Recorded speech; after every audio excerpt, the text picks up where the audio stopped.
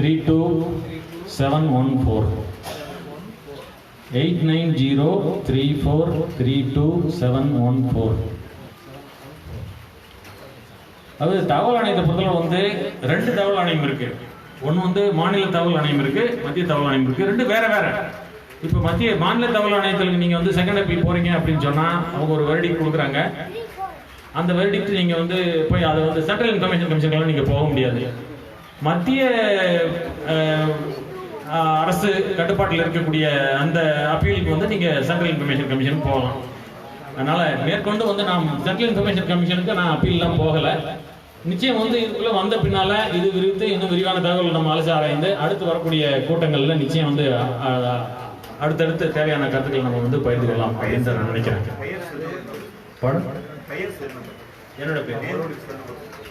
என்னோட பேரு சவடமுத்து. நான் ஒரு பொதுத்துறை வங்கியில உதவி பொது மேலாளராக பணிபுரிந்து ரிட்டையர் ஆயிருக்கேன். என்னோட மொபைல் நம்பர் 8903432714. இதுல வந்து இந்த ஒரு நான் ரிட்டையர் ஆகி 2 வருஷம் ஆகுது. ஒரு காமன் காசுக்காக தான் நான் வந்து இன்வால்வ் ஆனேன். அந்த காமன் காசுல இன்வால்வ் ஆனப்ப ஒரு போலீஸ் ஸ்டேஷன் போறோம். அந்த போலீஸ் ஸ்டேஷன் நாங்கள் டாக்குமெண்ட்டோட கொண்டு போய் கொடுத்து எவிடன்ஸை கொடுக்குறோம். ஒரு என்கொயரி கண்டக்ட் பண்ணிட்டு எல்லாம் நல்லாவே தெரியுது. ஏன்னா அந்த பஞ்சாயத்து வந்து எந்த வகையிலும் செட்டில் ஆகலை. ஊரில் கிராமத்தளவில் எல்லாமே செட்டில் ஆகலை. அப்போ வந்து ஒரு நியாயம் தேடி போலீஸ் ஸ்டேஷன் போகிறோம். போலீஸ்காரன் வந்து உங்களுக்கு தெரியும் ஏன் அவன் ஹேண்டில் பண்ணல, சிஎஸ்ஆர் மட்டும் போட்டு கொடுத்தான். நாங்கள் ஒரு 8 ஸ்டேட்மெண்ட் கூட ரைட்டிங்கில் கொடுத்தோம். எதிர்த்தரப்பில் எந்த ஸ்டேட்மெண்ட் வாங்கலை. ஒரு நாள் வந்து பார்த்தீங்கன்னா இது சிவில் மேட்டர், நீங்கள் க்ளோஸ் பண்ணிடுங்க, நீங்கள் சிவில் கோர்ட்டுக்கு போங்கன்னு சொல்லிட்டு க்ளோஸ் பண்ணி கொடுத்துட்றாங்க. இதை வந்து நான் வந்து சரி நீங்கள் அவங்கள்ட்ட என்ன எழுதி வாங்கி நான் இட்டு கொடுத்தது என்கிட்ட கையில் இருக்குது ரிப்போர்ட் ஸ்டேட்மெண்ட்டு. அவங்கள்ட்ட நீங்கள் என்ன வாங்கி கொடுத்தீங்க அப்படின்னு சொல்லிட்டு நான் ஸ்டேட்மெண்ட்டாக கேட்குறேன். இதுக்கிடையில் டிஎஸ்பி ஆஃபீஸுக்கு அந்த பெட்டிஷனை ஃபார்வர்ட் பண்ணுறோம், எஸ்பி ஆஃபீஸுக்கும் ஃபார்வர்ட் பண்ணுறோம். டிஎஸ்பி ஆஃபீஸ்லையும் கூப்பிட்டு என்கொயரி பண்ணுறாங்க. எல்லா இடங்களையும் ஆப்போசிட் பார்ட்டி ஆமாங்க நாங்கள் செஞ்சதெல்லாம் மிஸ்டேக் தான், நாங்கள் வந்து இனிமேல் தப்பு பண்ண மாட்டோம், இவங்களோட சண்டை போக மாட்டோம் அப்படின்லாம் எழுதி கொடுக்குறாங்க. இருப்பினும் திருப்பி வந்து அடுத்த பார்ட்டியோட சண்டை போடுறாங்க. எஸ்பி ஆஃபீஸுக்கும் போகிறோம், எஸ்பி ஆஃபீஸ்லேயும் கூப்பிட்றாங்க. அவங்க ரிப்போர்ட் இது என்கொயரிக்கு அவங்க வந்து ஆஜராகவே இல்லை, நாங்கள் போய் ஆஜராகிறோம். இப்படியெல்லாம் நடந்துட்டு இருக்கும்போது எங்களுக்கு எந்த நியாயமும் கிடைக்கலன்னு சொல்லிட்டு ஆர்டிஐயில் நான் பெட்டிஷன் போடுறேன். ஆர்டிஐயில் பெட்டிஷன் போட்டு 30 நாளில் தகவல் வரல. அப்பீலும் கொடுக்குறோம், அப்பீலுக்கும் பதில் வரல. சரி என்னதான் நடக்குதுன்னு சொல்லிட்டு அந்த ஏடிஎஸ்பி போய் நேராக உட்காந்து பார்க்குறோம். நான் போய் பார்த்தப்பட்டாலும் அவர் கூப்பிட்றாரு அந்த டிஎஸ்பி ஆஃபீஸில். டிஎஸ்பி ஆஃபீஸில் என்னப்பா இந்த மாதிரி வந்திருக்கு, அப்பீலும் வந்திருக்கு, நீங்கள் கொடுக்க மாட்டேங்க கேட்குறாரு. அந்த டிஎஸ்பி ஆஃபீஸ்ல இருந்து பதில் சொல்றாங்க, சார் 5 பேர் எழுதுறாங்க, 3 பேப்பர் தான் இருக்கு, 2 பேப்பர் காணும். இதுக்கடையில அடுத்த 2 நாள் கழிச்சு அந்த இன்ஸ்பெக்டர் யாரு என்கொயரி பண்ணாரோ அந்த ஆளுக்கு தனியா ஒரு ஃபோன் வருது, யார் பாதிக்கப்பட்டவர் அவருக்கு, நீங்க வந்து பெட்டிஷன் எல்லாம் போட்டு போஸ்ட் பண்ணாதீங்க, வெயிட் பண்ணுங்க, நான் லீவ்ல இருக்கேன், வந்து நீங்க கொடுப்பாங்க. சோ நாங்க விடல. இந்த ஆளுக்கு நீங்க என்ன பண்ணணும் தெரியாது சார், நீங்க எப்படி 5 பேர் வாங்கல எழுதி கொடுங்க, எழுதி பெட்டிஷன் அந்த ஏடிஎஸ்பி போடுறோம். ஏடிஎஸ்பி ஆஃபீஸர் டிஎஸ்பி சொல்றாரு, நீங்க என்ன பண்ணீங்க தெரியாது, 5 பேர் உங்களுக்கு வேணும்னு. அந்த 2 பேருக்கு அந்த டிஎஸ்பி ஆஃபீஸர்ல இருந்து போய் வேற ஒரு பெட்டிஷன் தனியா எழுதி வாங்கி வராங்க. வாங்கிட்டு வந்துட்டு எங்களுக்கு ரிப்போர்ட்டா கொடுக்குறாங்க. அந்த 2வது எழுதி வாங்கினாலே என்டையர்லி டிஃபரெண்ட் ஸ்டோரி. அதை எங்களுக்கு கொடுத்துறாங்க. நாங்க அந்த 1 வாரம் கழிச்சு வந்தாலும் ஆஃபீஸ்ல அந்த இன்ஸ்பெக்டர் போய் போனதுனால அந்த ஒரு நாள் கதல் பண்ணி அந்த 2 பேரும் வாங்கி வேண்டாம். இப்போ 2 பேர் இது எல்லா விஷயமும் இந்த போலீஸ் ஸ்டேஷன் தெரியும், டிஎஸ்பி தெரியும், ஏடி தெரியும். இதுக்கு இடையில ஒரு சின்ன ப்ராப்ளம் ஆகுது. நியாயத்துக்கு தான் நாங்க நிக்கிறோம். ஒரு ஃபால்ஸ் எஃப்ஐஆர் போட்டு என்ன பிறகு இன்டர்வியூ போயிட்டோம். இதுதான் நடந்திருக்கு. இதுல வந்து இதனால வந்து இப்ப நீங்க வந்த பின்னால என்னன்னா, ஒரு நளினி சார் சொன்ன மாதிரி நாங்க வந்து நீங்க பெட்டிஷன் மேல பெட்டிஷன் போட்டோம், ஆர்டிஐ மேல ஆர்டிஐ போட்டோம், உங்களை டார்கெட் பண்ணுவோம். அவன் வந்து என்ன நினைக்கிறான், அவன் கையில ஆயுதம் இருக்கு. ஆமா, அவங்க கையில ஆயுதம் இருக்கு. அதனால உங்களுக்கு என்ன வேணாலும் உங்களுக்கு தவிர தனிப்பட்ட போது நீங்க எதையும் ஜெயிக்க முடியாது. ஆனா இப்ப இவங்க வந்து சொன்ன மாதிரி வந்து நீங்க வந்து அந்த எஸ்பி ஆபீஸோ அல்லது போலீஸ் ஆபீஸோ அல்ல அந்த தாலுகா ஆபீஸோ நீங்க வந்து ஒரு 100 பெட்டிஷன் 200 பெட்டிஷன் பண்ணீங்கன்னா அவனே புரிஞ்சிருவான், சரி இது யார் மேடம் வருது, எதுக்காக வருது, இது நம்ம ஏதோ பண்றோம், இதுக்கு முன்னால ஒரு பேக்ரவுண்ட் ஆட்கள் இருக்காங்க, நீங்க நிச்சயம் வந்து அதுக்கு ஒரு சொல்யூஷன் கிடைக்கிறதுக்கு வாய்ப்பு இருக்கு. அதனால இவங்க சொல்ற வழிமுறைகள் வந்து நிச்சயம் வந்து ஒரு பிராக்டிகலான அப்ரோச் தான் நான் ஃபீல் பண்றேன். இதனால தாலுகா ஆபீஸில் நடக்கிற அக்கிரமங்கள்லாம் வந்து பாத்தீங்கன்னு சொன்னா அதாவது வந்து வாயில சொல்லவே முடியாது. ஏன்னா இவ்வளவுதான் அவ்வளவுதான் கிடையாது. இன்னைக்கும் வந்து இந்த டெத் சர்டிபிகேட் உங்களுக்கு தெரிஞ்சு எவ்வளவு தெரிஞ்சிருக்கு தெரியல. இந்த டெத் சர்டிபிகேட் வாங்குறது 2017க்கு முன்னால வரல ரொம்ப ரொம்ப ஈஸி. போய் நீங்க வந்து ஒரு கோர்ட்ல வந்து ஒரு பெட்டிஷனை ஃபைல் பண்ணீங்க அப்படின்னு சொன்னாக்க ஒரு பேப்பர்ல எங்கேயாவது ஒரு மூலையில ஒரு அட்வர்டைஸ் மாதிரி ஒன்று கொடுத்துட்டு அவர் ஒரு எக்ஸ்பர்ட் டிகிரி ஃபைல் பண்ணிடுவாரு. அதை பேஸ் பண்ணி நீங்க டெத் சர்டிபிகேட் வாங்கிட்டு போயிடலாம். இதுல நிறைய அங்கங்க ஃப்ராட் நடந்ததுனால 2017க்கு முன்னால நிறைய சேஞ்ச் பண்ணிட்டாங்க. இப்ப நாங்க வந்து இந்த பாதிக்கப்பட்டவங்க ஏறக்குறைய 20 வருஷம் ஆகுது. அவங்களுக்கு வந்து வாங்க மாட்டாங்க, எழுத்தறிவு இல்லை, அவங்களுக்கு படிப்பறிவு இல்லை. அதை வாங்குறதுக்கு டிலைடு ரெஜிஸ்ட்ரேஷன் வாங்குறதுக்கு எங்களுக்கு வந்து 3 மாசம் ஆச்சு. ரெஜிஸ்டர் ஆஃபீஸ்ல அவன் கேட்கிற ஃபீஸ் எல்லாம் பார்த்தீங்கன்னா 1000-10,000 ரூபாய் கணக்கில் வாங்குறான். ஃபீஸ் இந்த ஃபீஸ் அந்த ஃபீஸ் வருஷத்துக்கு இவ்வளவு அப்படின்னு சொல்லிட்டு எல்லா காசையும் கட்டியாச்சு. அப்புறம் அவன் கேட்கிற காசையும் கொடுத்தாச்சு. வேற வழியே இல்லை. எல்லாம் வாங்கி 3 மாசம் கழித்து தான் அந்த இதை எங்களுக்கு கிடைக்குது. அதை வந்து பெட்டிஷன் போட்டு ஆர்டிஓல 2 மாசம் வச்சிருக்கோம். தாசில்தார் ஆபீஸ் போட்டு 15 நாள். விஏ ஆபீஸ் வந்ததுனால எலெக்ஷன் போது 2 மாசம் ஆகுது. இன்னும் விஏ ஆபீஸ் நடக்க மாட்டேங்குது. சோ இந்த நிலைமை தான் இருக்கு. இதுக்கிடையில இந்த ரெவன்யூ டிபார்ட்மெண்ட் நடந்த பிரச்சனைக்காக ஆர்டிஓல ஒரு 3-4 பேர் பெட்டிஷன் சமைச்சிருக்காங்க. ஆர்டிஓ தாசில்தார் இருந்து இதெல்லாம் என்கொயரி பண்ணி அனுப்புற தாசில்தார் ஆபீஸ் ஒன்றும் நடக்க மாட்டேங்குது. எல்லா டீடைலும் இருக்கு. அப்கோர்ஸ் நான் வந்து பர்சனலா அதை பத்தி என்ன பேசலாம்னு நான் விசாரிச்சுக்கிறேன். ஆனா அதே சமயத்துல தனிப்பட்ட முறையில் நீங்க ஆர்டிஓலயோ அல்லது வந்து போலீஸ் ஸ்டேஷன்லயோ நீங்க போனீங்கன்னா நிச்சயம் வந்து உங்களுக்கு நியாயமும் கிடைக்காது. அதே சமயத்துல உங்களை பர்சனலா சில பேரை குண்டா பண்ணுவாங்க, சில பேரை தேவையில்லாத நியூசன்ஸ் இந்த மாதிரி போட்டு உங்களை டார்கெட் பண்ணுவாங்க. அதனால ரொம்ப கவனமா நம்ம வந்து கையாளணும். இதுக்கு வந்து ஒரு ஒற்றுமை ரொம்ப தேவை. அந்த வகையில வந்துட்டு appreciate efforts taken by our Nalini sir. எல்லாத்தையும் நம்ம புரிஞ்சிருக்கோம்னு நினைக்கிறேன். எப்படி நம்மளுடைய ஃபியூச்சர் கோர்ஸ் ஆஃப் ஆக்ஷன் இருக்கணும் அப்படிங்கிறது எனக்கு ஒரு எல்லாத்துக்கும் ஒரு பாடமா இருக்கும்னு நினைக்கிறேன். ஸோ வாய்ப்புக்கு நன்றி. Thank you very much.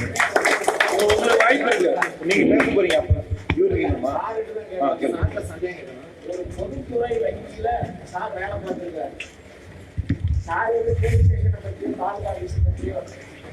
சொல்ல வேண்டாம். உங்கள் பொதுத்துறை நிறுவனம் வங்கி இல்லை. ஒரு கிராமுக்கு 400-590 ரூபாய் கடன் வழங்கப்படும் போடுறீங்க. அப்போ ஒரு பேங்க்ல வரவு செலவு கணக்கு வச்சிருக்கிறவங்க ஒரு ஏடிஎம் கார்டு பயன்படுத்துறவங்களுக்கு இறந்து போனா 4 லட்சம் ரூபாய் வரைக்கும் அரசு இலவசமா கொடுக்குது. அதை வந்து பல மேனேஜர்கிட்ட நான் போய் பேசி பார்க்கிறேன். எனக்கு அதை பத்தி தெரியலங்கிறாங்க. அதை பத்தி எல்லாம் உண்மைதான் சார். அதாவது வந்து எப்படின்னு கேட்டீங்கன்னா பேங்க்ல வந்து ஒரு எஸ்பி அக்கௌண்ட் நீங்க வச்சிருக்கீங்கன்னா அதுல வந்து 2 ஸ்கீம், அதாவது 2014 வந்து மோடி வந்து லான்ச் பண்ணாரு. அது ஒரு ஜெனரல் இன்சூரன்ஸோட ஒரு டைப், எல்ஐசியோட ஒரு டைப். அதுல வந்து எப்படின்னு கேட்டீங்கன்னா ஒரு 2 லட்சம் ரூபாய் ஆக்சிடென்ட் இன்சூரன்ஸ் ஒரு ஜெனரல் இன்சூரன்ஸோட அது வந்து பிரீமியம் வந்து 20 ரூபாய் மேலே இருந்து வைப்பார். 12 ரூபாய் இருந்துச்சு. இப்போ இன்க்ரீஸ் பண்ணிருக்காங்க. அது போல 200 ரூபாய் முதல் எல்ஐசியோட ஒரு டைப் இருந்தது. இது வந்து நேச்சுரல் எனி டெத் எல்ஐசி வந்து 2 லட்சம் ரூபாய் கொடுத்தாங்க. இதுக்கு ஏஜ் ரெஸ்ட்ரிக்ஷன் இருந்தது. அந்த 5 வயசு அந்த மாதிரி இருந்ததுன்னு நினைக்கிறேன். ஆனா அது வந்து அப்போ 70 இயர்ஸ் வந்து நீங்க உள்ள போயிட்டீங்க. 70 இயர்ஸ் வரலாம் ஆட்டோமேட்டிக் டெபிட். நீங்க விரும்புறீங்களோ விரும்பலையோ ஆட்டோமேட்டிக்கா டெபிட் பண்ணிடுவாங்க. நீங்க இறந்துட்டீங்கன்னா இது உங்களோட டியூட்டி. இந்த மாதிரி இறந்துட்டாங்க போய் நீங்க ரிப்போர்ட் பண்ணீங்கன்னா அவங்க நீங்க ஆட்டோமேட்டிக்கா கிளைம் ஃபார்ம் செட்டில் பண்ணி எல்லாமே கொடுத்துருவாங்க. அது வந்து எப்படின்னா அது பீரியடு எனக்கு கரெக்டா ரிக்ளைம் பண்ணல. ஆனா வந்து விலையானாலும் பிரச்சனை வாங்கலாம். கண்டனேஷன் போட்டு வாங்கலாம். நான் வாங்கி கொடுத்துருக்கேன் ஒரு கேஸ்க்கு 90 நாளைக்குள்ள பண்ணிட்டு.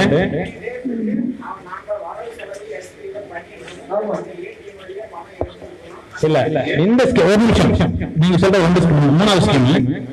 இந்த 2 ஸ்கீம் வேற.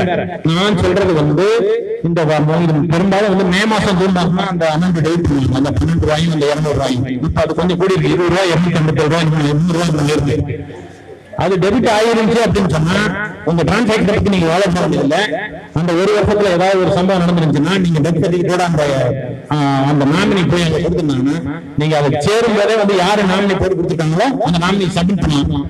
ஒருவேளை நாமினி யாருன்னு தெரியலன்னா கூட கவலைப்படாம பாஸ் புத்தகம் கையில இருந்து அந்த 20 ரூபாய் டெபிட் ஆயிருக்கு மே மாசம் ஜூன் மாசம்னா நீங்க தாராளம் அந்த மேனேஜர் போய் சோன்சோ அந்த மாதிரி இறந்துட்டாரு அவரோட டெத் சர்டிபிகேட்னா அவரோட டியூட்டி அது. ஏன்னா 2014 15 வாங்குறப்ப இந்த ஃபார்ம்ல யாரு நாமினேஷன் எல்லாம் போட்டிருப்பாங்க. அப்படி போடலனாலும் அவங்க தலைவலி, நீங்க கவலையே பட வேண்டியதில்லை. சோ அவங்க வந்து இந்த 2யுமே வாங்கி கொடுத்துருவாங்க. ஒண்ணு நீங்க சொல்ற அந்த டெபிட் கார்டு மேட்ரு வந்து ருபே டெபிட் கார்டுன்னு ஒண்ணு அறிமுகப்படுத்தினீங்க. அதாவது எப்படின்னா முதல்ல வந்து master card, visa card, classic card எல்லா கார்டும் இருந்துச்சு. இன்னைக்கு நம்ம எல்லா கார்டையும் விட்டுட்டு நம்ம ஓரளவுக்கு இந்தியாவும் நம்ம வந்து முன்னேறி நம்ம அறிவை பயன்படுத்தி இன்னைக்கு நம்ம கார்டை மற்ற கண்ட்ரி பயன்படுத்துறது நம்மளும் முன்னேறிட்டோம். அதனால அந்த National Payment Corporation of India அப்படின்ற அந்த ஒரு பாடி வந்து சிறப்பாக செஞ்சுட்டு இருக்காங்க. அதுல பிளஸ் மைனஸ் எல்லாம் இருக்கும், ஆர்குமெண்ட் போகலாம். அதுல வந்து யூபிஐ பேமெண்ட், இந்த கார்டு பேமெண்ட் எல்லாம் பண்ணும்போது ருபே கார்டுன்னு சொல்லி ஒன்னு இன்ட்ரோடியூஸ் பண்ணுவாங்க. நீங்க வச்சிருக்கிற விசாக்கு போல ருபே இருக்கும். அந்த ருபே கார்டை பயன்படுத்துறதுக்கு சில சலுகைகள் அறிவிச்சாங்க. உதாரணத்துக்கு அந்த கார்டை வந்து நீங்க பாக்கெட்ல வச்சுட்டு நீங்க ஒரு ஏர்போர்ட் போறீங்க அப்படின்னு சொன்னா ஏர்போர்ட்ல லாஞ்ச் எல்லாம் இருக்கும். அந்த லாஞ்சில போய் நீங்க உட்கார வைக்க போனீங்கன்னா 500 600 அல்ல உள்ள விட மாட்டோம், இதெல்லாம் நடக்கும். இந்த ருபே கார்டை நீங்க கையில வச்சிருந்தீங்கன்னா உள்ள போய் சும்மா உட்காரலாம். பிளஸ் வந்து அங்க இருக்கிற பொருட்கள் வாங்கினீங்கன்னா ரொம்ப சீப் ரேட்டுக்கு 10 ரூபாய் 20 ரூபாய்க்கு வந்து உங்களுக்கு ஒரு மீல்ஸே வாங்கி சாப்பிட்ற அளவுக்கு வந்து அதுக்கு டிஸ்கவுண்ட் கொடுப்பாங்க. அதை ஏன் கொடுத்தாங்க அப்படின்னா இந்த ருபே கார்டை ப்ரமோட் பண்றதுக்காக கொடுத்தாங்க. அது மட்டும் இல்லாம அந்த ருபே கார்டு வச்சிருக்கிறவங்களுக்கு டெத் கவரேஜ், இன்சூரன்ஸ் ப்ரொவிஷன் கொடுத்தாங்க. அப்ப அதுக்கு மட்டும் தான் வந்து அந்த கார்டை வந்து மாசத்துல ஒரு தடவையோ அல்லது 45 நாளைக்கு ஒரு தடவையோ கார்டை பயன்படுத்தி இருக்கணும் அப்படின்ற ஒரு கண்டிஷன் கொண்டு வந்தாங்க. அதனால என்னன்னா நீங்க கார்டு யாராவது வச்சிருந்தீங்கன்னா அட்லீஸ்ட் பீரியாடிக்கலாம், ஒரு மாசத்துக்கு இருக்கு, ஒரு பணமா எடுக்கலாம் கூட, ஒரு ஏடிஎம்ல எவ்வளவு இருக்கு, பேலன்ஸ் எவ்வளவு இருக்கு அப்படின்னு பார்த்தா கூட அது ஒரு என்கொயரி தான், அது போதும். அப்படி ஒருவேளை நீங்க இல்ல அப்படின்னு சொன்னீங்கன்னா அது நம்ம தப்பு தான். ஏன்னா அந்த டேர்ம்ஸ் அண்ட் கண்டிஷன்ல அதெல்லாம் வருது. இதை நம்ம தான் வந்து அதை பயன்படுத்திக்கணும். அது வேற, ருபே கார்டு இன்சூரன்ஸ் வேற, அந்த பீமா யோஜனா, சுரக்ஷா பீமா யோஜனான்றது வேற. சரிங்களா?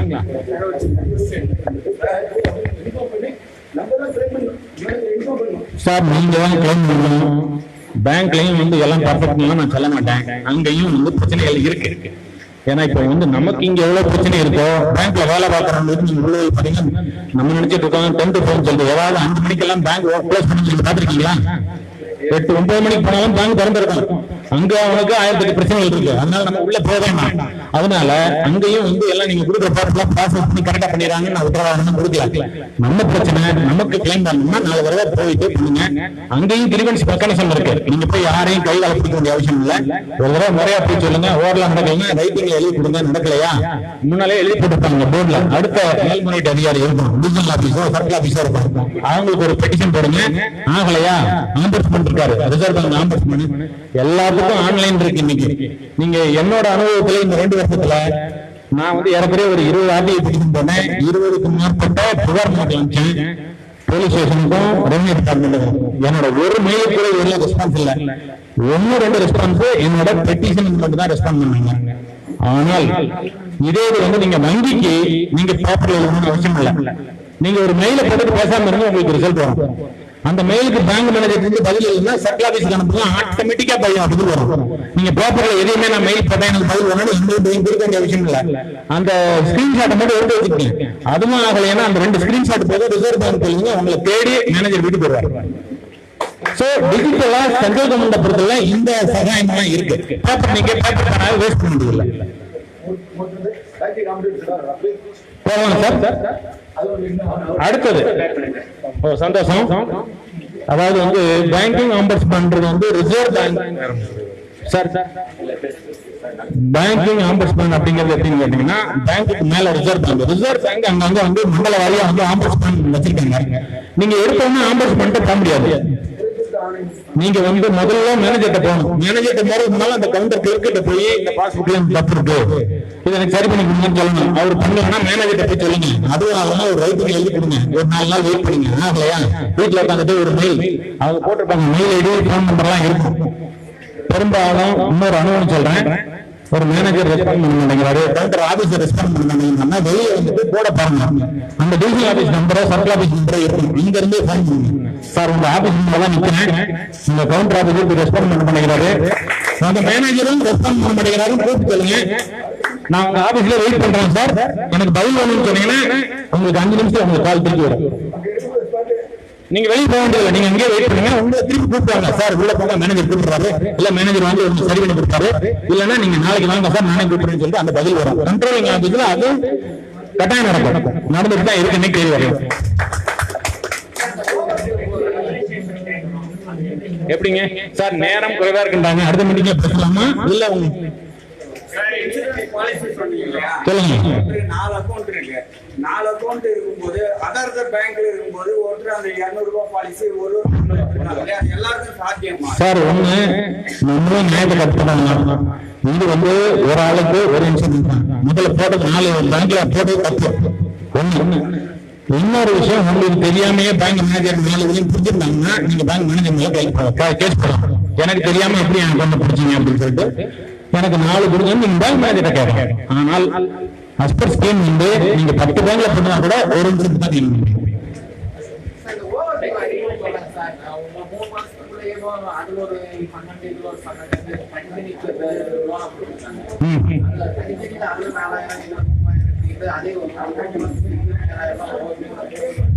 ஓவர்டி இன்ட்ரெஸ்ட்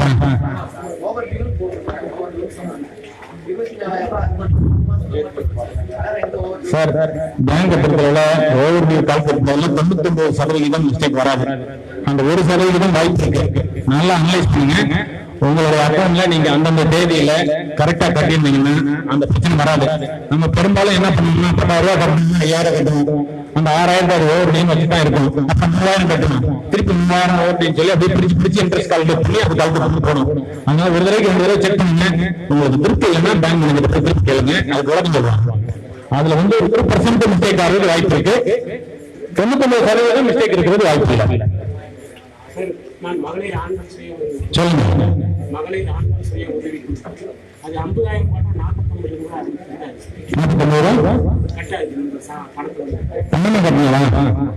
சார். அதாவது கேஷ் ஹேண்ட்லிங் சார்ஜ்னு வச்சிருக்காங்க. என்னன்னு கேட்டீங்கன்னா நீங்க ஹோம் பிரான்ச்சு அதர் பிரான்ச்சு ஒரு கான்செப்ட் இருக்கு. நீங்க அக்கௌண்ட் வந்து வந்து வெளியில வச்சிருக்கீங்க.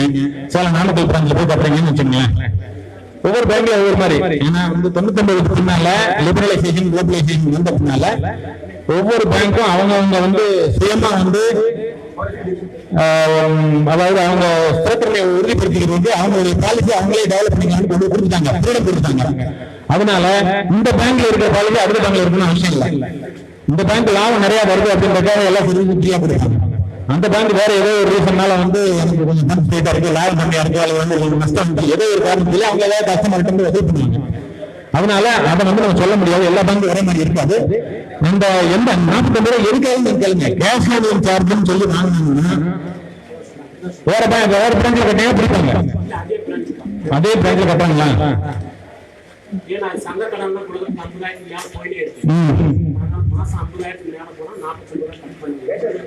அதாவது இன்னொன்னு என்னன்னா கேஷ் டிரான்சாக்ஷன் சார்ஜ் பேங்கே வந்து அதாவது டிஸ்கரேஜ் பண்றாங்க கேஷ் டிரான்சாக்ஷன் உள்ள வர்றத. அதுக்காக இப்படி ஒரு இதை போட்டாவது அட்லீஸ்ட் வந்து அவங்க வந்து முடிஞ்ச அளவு இப்ப வந்து ஒரு நீங்க யார்கிட்ட வசூல் பண்றீங்க, அவங்கள்ட்ட வசூல் பண்ணி கேஷா கொண்டதுல அவங்க டைரக்டா அவங்க அக்கௌண்ட் வந்து டிரான்ஸ்ஃபர் பண்ணுங்க அப்படின்னு இன்டெரக்டா சொல்றாங்க. அது போல இப்படி ஒரு லெவி பண்ணுவாங்க. அது நீங்க அந்த பேங்க்ல என்ன சார்ஜ்னு கேளுங்க. அது அந்த பேங்க்ல அவங்களுடைய பாலிசி கைட்லைன்ஸ் அந்த மாதிரி இருந்துச்சுன்னா நம்ம ஒன்றும் பண்ண முடியாது. தப்பா ஏதாவது 49 ரூபாய் பிடிக்காங்கன்னா நீங்க கம்ப்ளைண்ட் பண்ணுவோம். Sir thank you. நீங்க எல்லாம் அடுத்த பேங்க் பத்தி நிறைய பேசிட்டு இருக்கலாம். சார் நம்ம கூட இருக்காரு, உறவினர்கள் அவருக்கு நிறைய. சார் வந்து ரொம்ப அருமையா மத்திய அரசினுடைய ஆர்டிஐ எப்படி போறது அப்படிங்கறத மத்திய அரசினுடைய வெப்சைட்ல போயிட்டு நம்ம நேரடியா போட்டுக்கலாம், அல்லது நம்ம கடிதம் மூலமாகவும் எழுதலாம். நம்மளுடைய பேப்பர் ஸ்டாம்ப் வந்து பயன்படுத்த முடியாது அப்படிங்கறத தெளிவாக சொன்னாரு. டிடி எடுக்கணும் அல்லது போஸ்டல் ஆர்டர் ரொம்ப ஈஸி. போஸ்ட் ஆபீஸ்ல போயிட்டு 10 ரூபாய்க்கு போஸ்டல் ஆர்டர் எடுத்து அது கூட இணைச்சு அனுப்பணும் அப்படிங்கறத ரொம்ப தெளிவா புரிஞ்சுக்கிட்டோம். அடுத்தது சொல்லும் போது நான் நேற்று ஒரு கதை சொல்லணும்னா அவர் சொல்லிட்டாரு. ஒரு விஷயத்துக்கு போராடி இருந்தாரு. அதுல இவர் மேல ஒரு ஃபால்ஸ் எஃப்ஐஆர்ல இவரோட பேரையும் சேர்த்து விட்டாங்க அப்படின்னு சொன்னாரு. இந்த அனுபவம் நிறைய பேருக்கு இருக்கும். பாத்தீங்கன்னா நாம ஒரு பொது விஷயத்தை போராடிட்டு இருக்கோம். நம்ம பஞ்சாயத்து தலைவரோ அல்லது சம்பந்தப்பட்டவங்க என்ன பண்ணுவாங்கன்னா நம்ம மேல ஒரு வழக்கு கொடுத்து நம்மள ஒரு எஃப்ஐஆர் பண்ணி விட்டோம்னா அதுக்கப்புறம் நம்ம அந்த வழக்கு பின்னாடி போயிடுவோம். சரிங்களா? என்ன பண்ணுவாங்கன்னா ஒரு கதை இருக்கு. சுதந்திரம் போராட்ட காலத்துல ஒருத்த வந்து இந்த நாட்டுக்கு சுதந்திரம் வேண்டும் சுதந்திரம் வேண்டும் அப்படின்னு சொல்லி கோஷம் போட்டானா, வேண்டும் வேண்டும் சுதந்திரம் வேண்டும், வேண்டும் வேண்டும் சுதந்திரம் வேண்டும் அப்படின்னு கோஷம் போட்டு இருந்தாங்க. பார்த்தாங்க வெள்ளக்காரன் பிடிச்சு கொண்டு போய் ஜெயில போட்டாங்க. ஜெயில போட்டாங்க. வெள்ளக்கார காலத்துல ஜெயில் மேனுவல் இருக்கு, நான் நிறைய ஃபாலோ பண்ணிட்டு இருக்கிறோம். இத்தனை கிராம் கொடுக்கணும், அரிசி கொடுக்கணும், பருப்பு கொடுக்கணும், நான் ஜெயில் மேனுவல் இருக்கு. அதுபடி அங்க கிடைக்கல அவனுக்கு. உடனே அங்க போய் போறாங்க, வேண்டும் வேண்டும் உணவு வேண்டும், வேண்டும் வேண்டும் உணவு வேண்டும் அப்படின்னு ஒரு கரடியை பிடிச்சு வந்து அவனுடைய அந்த செல்ல உள்ள போட்டாங்க. இப்ப அவருடைய போராட்டம் என்ன ஆச்சு அப்படின்னா, வெளியேறு வெளியேறு கரடியை வெளியேறு. எங்க ஆரம்பிச்சு போராட்டம்? வேண்டும் வேண்டும் சுதந்திர வேண்டும் ஆரம்பிச்சு கடைசியில கரடியை வெளியேறுனா எனக்கு தேவை சாமி, நான் நிம்மதியா இருக்கேன் அப்படின்னு உங்க நிறைய பேர் கரடியை பிடிச்சு கொடுத்துருப்பாங்க. நீங்க என்ன அந்த ஊர்ல சாலை வசதி வேணும், கிராமத்துக்கு கூட்டம் நியாயமா நடக்கணும், எல்லா பயனாளிகளுக்கும் லஞ்சம் இல்லாம திட்டங்கள் போய் தரணும், போராடி இருந்த உங்களை கோர்ட்டு கேட்டு அந்த கேட்டு விட்டா போகணும் ஆக்குற அளவுக்கு உங்களை ஆளாக்கி இருப்பாங்க. இதுக்கு நாம என்ன பண்ணணும்? அந்த கரையை பிடிச்சு அவங்க கிட்ட விடணும். அது எப்படின்னா அவங்க சொல்லும்போது சொன்னாங்க இல்லையா, 2017 அப்புறம் ஆர்டிஓ ஆபீஸ்லதான் டெத் சர்டிபிகேட் மிஸ் ஆயிடுச்சு அப்படின்னு சொன்னா பதிவு விட்டு போயிடுச்சு, தாமத பதிவுனா அங்கதான் வாங்க முடியும் அப்படின்னு சொன்னாங்க. 2017 வரைக்கும் கோர்ட்ல உண்மையிலேயே ரொம்ப எளிமையா இருந்தது. நிறைய வழக்கறிஞர்கள் அலுவலகம் அது மூலமா தான் இயங்கிட்டு இருந்துச்சு. இன்னைக்கு ரொம்ப வழக்கறிஞர்கள் சிரமப்படுறதுக்கு அது ஒரு காரணம். சரி, அங்க இருந்து எடுத்து இங்க கொடுத்தாங்கன்னா இங்கேயே சீக்கிரம் கிடைக்குதான்னு பார்த்தா, இங்க என்னெல்லாம் கொடுத்தீங்கன்னாலும் வாங்கி வச்சுக்கிட்டு அவங்க என்னெல்லாம் கொடுத்தீங்கன்னாலும் வாங்கி வச்சுக்கிட்டு அவங்க எப்ப கொடுக்கணும்னு நினைக்கிறாங்களோ அப்ப மட்டும்தான் கொடுத்துட்டு இருக்காங்க. நம்ம தம்பி ஒருத்தர் கரூர் மாவட்டம் கிருஷ்ணாபுரத்துல என்ன பண்ணாருன்னா, அவங்க பாட்டி ஆவாங்களே அவங்க இறந்ததுக்கு இதே மாதிரி தாமத பதிவு அந்த இறப்பு சான்று வாங்குறதுக்கு முயற்சி பண்றாரு. இங்க பதிவு செய்யலாம போன சான்றெல்லாம் வாங்கி ஆடியோ கொடுத்தாரு. ஆடியோ சரி போயிட்டே இருக்காரு.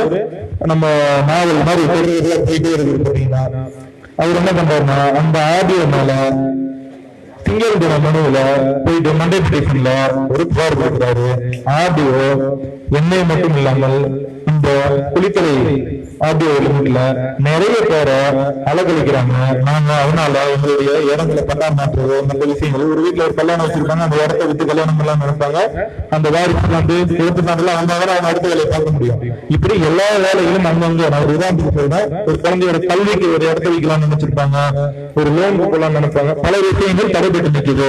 என்னடா காரணம் அப்படின்னு பார்த்தோம்னா, அந்த ஆடியோ நிறைய விசாரணை பண்ணி இவங்களுக்கு இறப்பு சான்று கொடுக்கல அப்படிங்கிறதுனால மட்டுமே நின்றுட்டு இருக்கு. நம்மால் பார்த்தா நேர போய் கரூர் மாவட்ட ஆட்சியரகத்துல திங்கட்கிழமை ஆடியோ மேல புகார் கொடுக்கலாம். என்ன நடந்திருக்காங்க?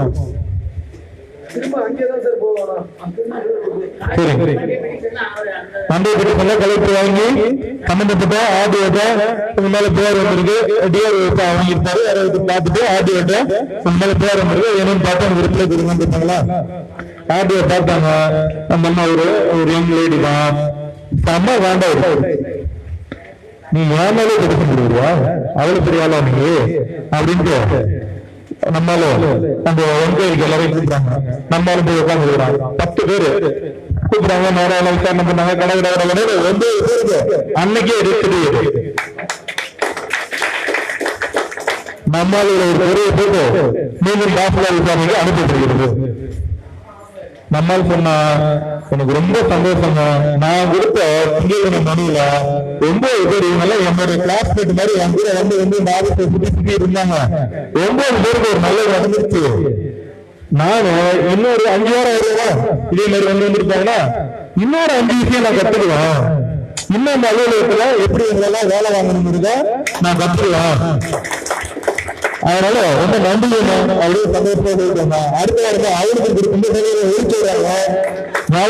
இந்த கரடியை வெளியில போட்டுருக்கோம். நம்ம இதுதான் அவன் நம்ம ரூம்ல கரடியை விடுறோம். நானே கொண்டு போய் இவனை மேல வெளில விட்டுறான். நம்ம போய் மற்ற வேலை நிம்மதியா பார்ப்போம் அப்படிங்கிற நிலைமைக்கு அந்த கிருஷ்ணாபுரம் தம்பி கண்ணன் சொல்லிட்டு பண்ணியிருந்தாரு. நம்ம இது பேசுறோம், கல்வியாரி பேசுறோம், அந்த பையன் இருந்தாரு. இந்த மாதிரி உதாரணங்கள் நம்ம கிட்டே இருக்கு. அதனால கரடி அவன் பிடிச்சு விடுறதா இல்ல நாவை பிடிச்சு விடுறதா அப்படிங்கிறத நாம தான் முடிவு பண்ணோம். நேற்று இரவு உங்களுக்கு தெரிய விஷயம் நியாயமா நடக்கல, 30 நாள்ல அளந்து கொடுத்துருக்கணும், 30 நாள்ல நம்ம மனுவுக்கு பதில் சொல்லி இருக்கணும், 6 மாசம் ஆயிடுச்சு, ஏதோ எதிர்பார்க்கிறாரு, இல்ல நம்ம எதிர்பார்த்துட்டு ஏதோ அவருக்கு கொடுத்துட்டாரு, எதையோ வாங்கிட்டாரு, நமக்கு வேலை நடக்க போறது இல்ல அப்படின்னு தெரிஞ்சிருச்சுன்னா நீங்க என்ன பண்றீங்கன்னா அவனை போய் அடிச்சு திட்டா குறைய பேசி எஃப்ஐஆர் வாங்கிட்டு அதுக்கப்புறம் இங்க வந்து எஃப்ஐஆர் ஆயிடுச்சு சார். அதுக்கப்புறம் ஆர்டி எங்கேயாவது அரைகுறையா பார்த்துட்டு ஆர்டி போட்டு அதுல எஃப்ஐஆர் ஆயிடுச்சு. ஒரு வாரம் நம்ம தலையில கட்டிடுறது. எப்பவுமே வந்து நல்லது நடந்தா அவங்க, கெட்டது நடந்தா நம்ம தலையில கட்டிடுவாங்க. உங்க பேச்ச கேட்டு சார் ஆர்டிஐ போட்டு குடும்பமே தெரியல சார், எஃப்ஐஆர் ஆயிடுச்சு சார், என் குடும்பமே ஸ்டேஷன் ஆஃபீஸுக்கே பண்ணது கிடையாது சார், 5 நாள் உள்ள போயிட்டேன் சார் அப்படிங்கறதெல்லாம் நம்ம பாக்குறோம். நீங்க என்ன பண்ணணும் அப்படின்னா தயவு பண்ணி சொந்த விஷயத்துக்கு போனீங்கன்னா உங்களை ஈஸியா ஏமாத்திடுவாங்க அதிகாரிகள். ரொம்ப ஈஸியா முட்டுவாங்களே, உங்களை கழுத்தை பிடிச்சு முடிய பிடிச்சி தூக்கி உள்ள போட்டுருவாங்க. அதனால சொந்த விஷயத்துக்கு மனு கொடுத்துட்டு அதை அமைதியா விட்டுட்டு அதுக்கப்புறம் அவங்களுக்கு தெரிஞ்சிருச்சு இல்லையா இவர் தப்பு பண்றாரு, இவர்கிட்ட நம்மளோட காரியம் நடக்காது, நம்ம கிட்ட நியாயம் இருக்கு, ஆனா இவரு அதை செஞ்சு கொடுக்க தயாரா இல்லை அப்படின்னா அவரு தாசில்தார் உதாரணத்துக்கு எடுத்துக்கிட்டீங்கன்னா விடுங்க, பேப்பர் விடுங்க, பெட்டிஷனா போடுங்க. இன்னும் அவரால் பாதிக்கப்பட்டவங்க எவ்வளவு பேர் இருக்காங்களோ அவங்க எல்லாம் வச்சு பெட்டிஷன் அனுப்புங்க. இப்போதைக்கு எனக்கு யாரையும் தெரியாது, நீங்க அனுப்புங்க. தாசில்தார் அலுவலகத்துக்கு வர்றதே கிடையாது, மக்கள்கிட்ட மனு வாங்குறதே கிடையாது, வாங்கின மனுவை வேலை பார்க்கறதே கிடையாது, பட்டா இந்த மாசத்துல யாருக்குமே அவர் கொடுக்கல, பணம் வாங்கிட்டு தான் பட்டா கொடுக்குறாரு. இது மாதிரி உங்க காதுக்கு வர நியாயமான உண்மையான விஷயங்களுக்கு மட்டும் லைவ் பேசுது, நியாயமான உண்மையான விஷயங்களுக்கு மட்டும் நீங்க புகார் கொடுங்க. உண்மையா மட்டும்தான் இருக்கணும் நீங்க கொடுக்குற புகாரு, ஞாபகம் மறந்துடாதீங்க. உண்மையா மட்டும்தான் இருக்கணும் நீங்க கொடுக்குற புகாரு, புரிஞ்சுங்களா? ஆதாரம் தேவையில்லை. தாசில்தார் ஆபீஸ் முன்னாடி நம்ம நிக்கிறோம், அவங்க பேசிக்கிறாங்க, நம்ம புகார் கொடுக்குறோம். அவரு எந்த படிக்க தெரியல அப்படின்னு சொல்லி நம்ம புகார் கொடுக்குறோம். அவரு எப்பயுமே என்ன அவருக்கு ஏதோ அவருக்கு அங்கதான் இருக்காரு, அந்த ஒயின் ஷாப்ல தான் இருக்காரு, புழுவனிக்கு அந்த பார்ல தான் இருக்காரு அப்படின்னு நீங்க கேள்வி போட்டீங்கன்னா புகாரா கொடுக்கலாம். இப்படி பெட்டிஷனா நீங்க கொடுத்துட்டீங்க அப்படின்னா அவரு மேல ஒரு மாசத்துல 2 மாசத்துல ஒரு 20-30 பெட்டிஷன் போயிருக்கோம். இது யாரு விசாரிப்பாங்க? டிஆர்ஓ விசாரிப்பாங்க. டிஆர்ஓ விசாரிக்கும் போது அவருக்கு அந்த மாவட்டத்திலேயே இழிச்ச ஒரு தாசில்தார் யார் தெரியுமா இருப்பாங்க? இந்த பெட்டிஷன் வாங்கினதான் இருப்பாங்க. அவரோட சொந்த வேலையில இருந்து அந்த அலுவலகத்துல அவர்களுக்கு உதவி பண்ணக்கூடிய சில வேலைகள் எல்லாம் இருக்கும் பாத்தீங்கன்னா, அந்த தாசில்தார் கூப்பிட்டு நைட் ஃபோன் பண்ணீங்களா, அந்த ஃபைல் எல்லாம் எடுத்து வச்சுட்டு இதெல்லாம் ரெடி பண்ணி கொடுத்துட்டு போ அப்படின்றாரு. அவரு அந்த டிஆர்ஓ அடிமையா மாறி இருப்பாரு. காரணம் யாரு? இந்த கல்வி உள்ளது யாரு? நீங்க. இப்ப என்ன பண்ணுவாரு? இந்த நிலைமைக்கு காரணம் நம்ம செந்தில், நம்ம சரவண கூப்பிடுவாங்க. எனக்கு என்ன பிரச்சனை? பிள்ளைங்களுக்கு பெட்டிஷனா போடுங்க, ஒன்னும் பிரச்சனை இல்லைங்க, எனக்கு பட்டா மனு கொடுக்கல, அது நீங்க கொடுக்கறதைக்கு கொடுங்க, அதெல்லாம் ஒன்னும் அவசரம் இல்லைங்க, அதெல்லாம் ஒன்னும் அவசரம் இல்லை, நீங்க கொடுக்கறதைக்கு கொடுங்க. தயவு பண்ணி பதட்டப்பட்டு நம்ம அவங்க கொடுக்குறீங்க அப்படின்னு கேட்காதீங்க. அது ஐயா நீங்க நியாயப்படி என்னைக்கு பண்ணீங்களோ பார்த்து பண்ணி கொடுங்க அப்படின்ட்டு அமைதியா வந்துருங்க.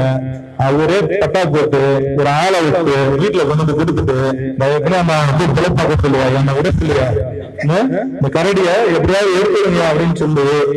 இது இல்லாம அவங்க ஆபீஸ்ல வேண்டியவங்க அதெல்லாம் நிறைய டிஸ்கஷன் வரும் பாத்தீங்கன்னா, ஒரு தாசில்தார் இருக்குன்னா அவர் வேண்டாம் ஒரு 10 பேர் உட்காந்துருக்கான் அவரை சுத்தி, அதெல்லாம் கூடி பேசுவாங்க பாத்தீங்கன்னா, அவரை கதரை விட்டாரு டிஆர்ஓ தெரியுமா அப்படின்ட்டு. இதுக்கப்புறம் அந்த அலுவலகத்துல அவருக்கு மரியாதை இருக்காது. இதெல்லாம் பண்ணது யாரு? நீங்க. இப்ப சொல்லுங்க, உங்க சொந்த விஷயத்துக்கு போயிருந்தீங்கன்னா இதெல்லாம் நடந்திருக்குமா? டிஆர்ஓ கூப்பிட்டு மாச கந்துல கூடுதலாக கேட்டு முடியுமா? கூடுதலாக வேலை வாங்கிருக்க முடியுமா? அப்ப அந்த நிலைமைக்கு ஆளாக்குனது யாரு? நாம. இப்ப நம்மளோட வேலை நடந்திருக்குமா? நடந்திருக்காரு. நம்மளோட பெட்டிஷனை முடிச்சு அனுப்பி விட்டுட்டு நிம்மதியா இருக்கணும்னு நினைப்பாரா, இல்ல நம்ம கூட வந்து அடிக்கணும்னு நினைப்பாரா? நீங்களே முடிவு பண்ணிக்கணும். அதுக்குதான் நானு உங்களுக்கு ஒரு உதாரணம் சொன்னேன். குடித்தலையில ஒரு ஆர்டிஓ உதாரணம். அவங்க மேலே பெட்டிஷன் போடும்போது அவங்க எல்லாம் யாருமே ஆர்டிஓ மேல எல்லாம் பெட்டிஷன் போடுவாங்க யாரும் கற்பனை கூட பண்ணி பார்த்துருக்க மாட்டாங்க. அவங்க வந்து உங்களுக்கு தெரியும், சப் கலெக்டர் ஏதாவது டைரக்டா வந்தாங்க அப்படின்னா அவங்க சப் கலெக்டர் வாங்க, ப்ரமோஷன்ல வந்தாங்கன்னா கோட்டா வச்சு வரணும். அது வேற ஜட்ஜஸ் கோட்டை நடுவர். ஆமா, அவங்க கற்பனை கூட இந்த மாதிரி ஒரு குட்டி தம்பி வந்து ஆர்டிஓ கொடுக்கறதே இல்ல, ஆபீஸ்ல உட்காரவே கிடையாது, வேலையே பார்க்கறது தண்ட கர்ம சம்பளம் வந்தது அப்படின்னு போய் கலெக்டர் புகார் கொடுத்தாங்கன்னு அவங்க சர்வீஸ்ல கற்பனை கூட பண்ணி பார்த்துருக்க மாட்டாங்க. அந்த ரியாக்ஷன் தான் என்ன பண்றதுன்னு தெரியாம நல்லது பண்ணிருக்கோம். நம்ம 9 பேருக்கு ஒரே நாள் அந்த மாதிரி விசாரிச்சுனா கூட 9 விவசாயம் இருக்கான்.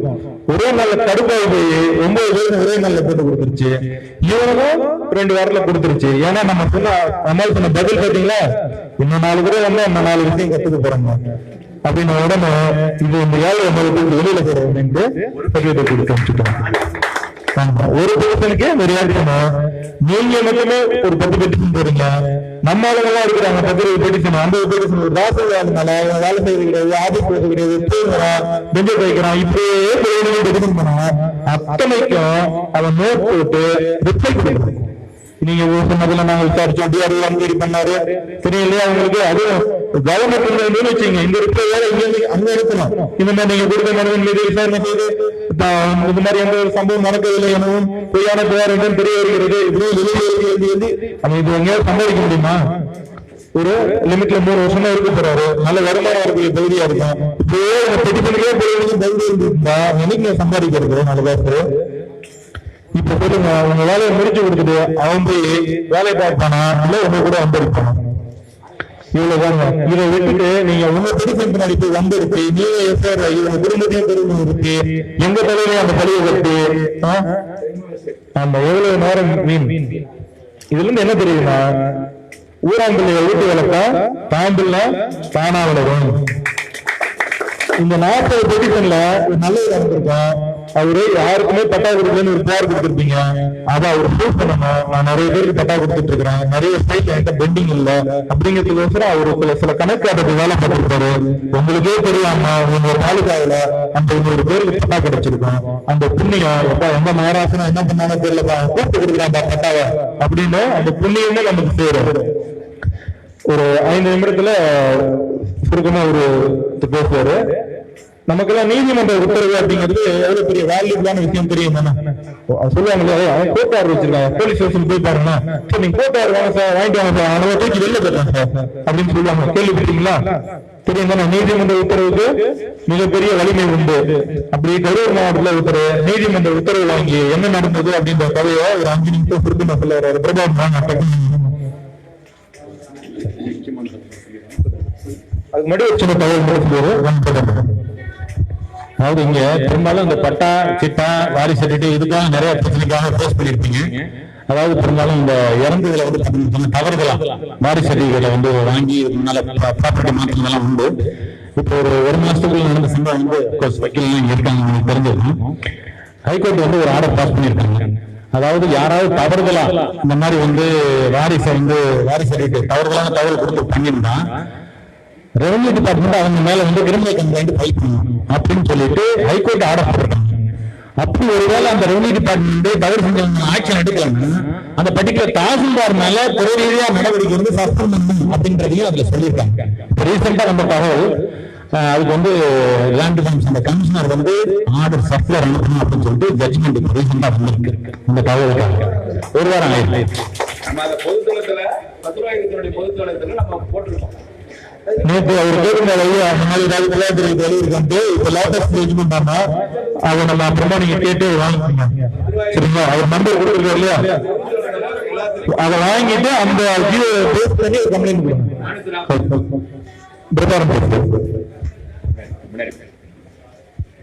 வணக்கம், கரூர் மாவட்டத்தில் பிரபாகரன்.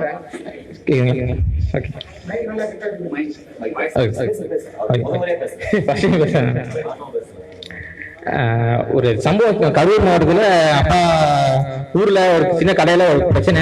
எப்படின்னா ஒரு 4 பேர் சரக்கு போட்டு வந்து அப்பா அடைச்சிட்டாங்க. அது வம்புக்கு கவனம் சொல்லி அடைச்சிட்டாங்க. சரி போலீஸ் ஸ்டேஷன் கம்ப்ளைண்ட் கொடுத்தாச்சு. கம்ப்ளைண்ட் கொடுத்து அவங்க சிசார் காப்பி போட்டு கொடுத்துட்டாங்க. ஆனா என்ன ஆச்சுன்னா எஃப்ஐஆர் போடல.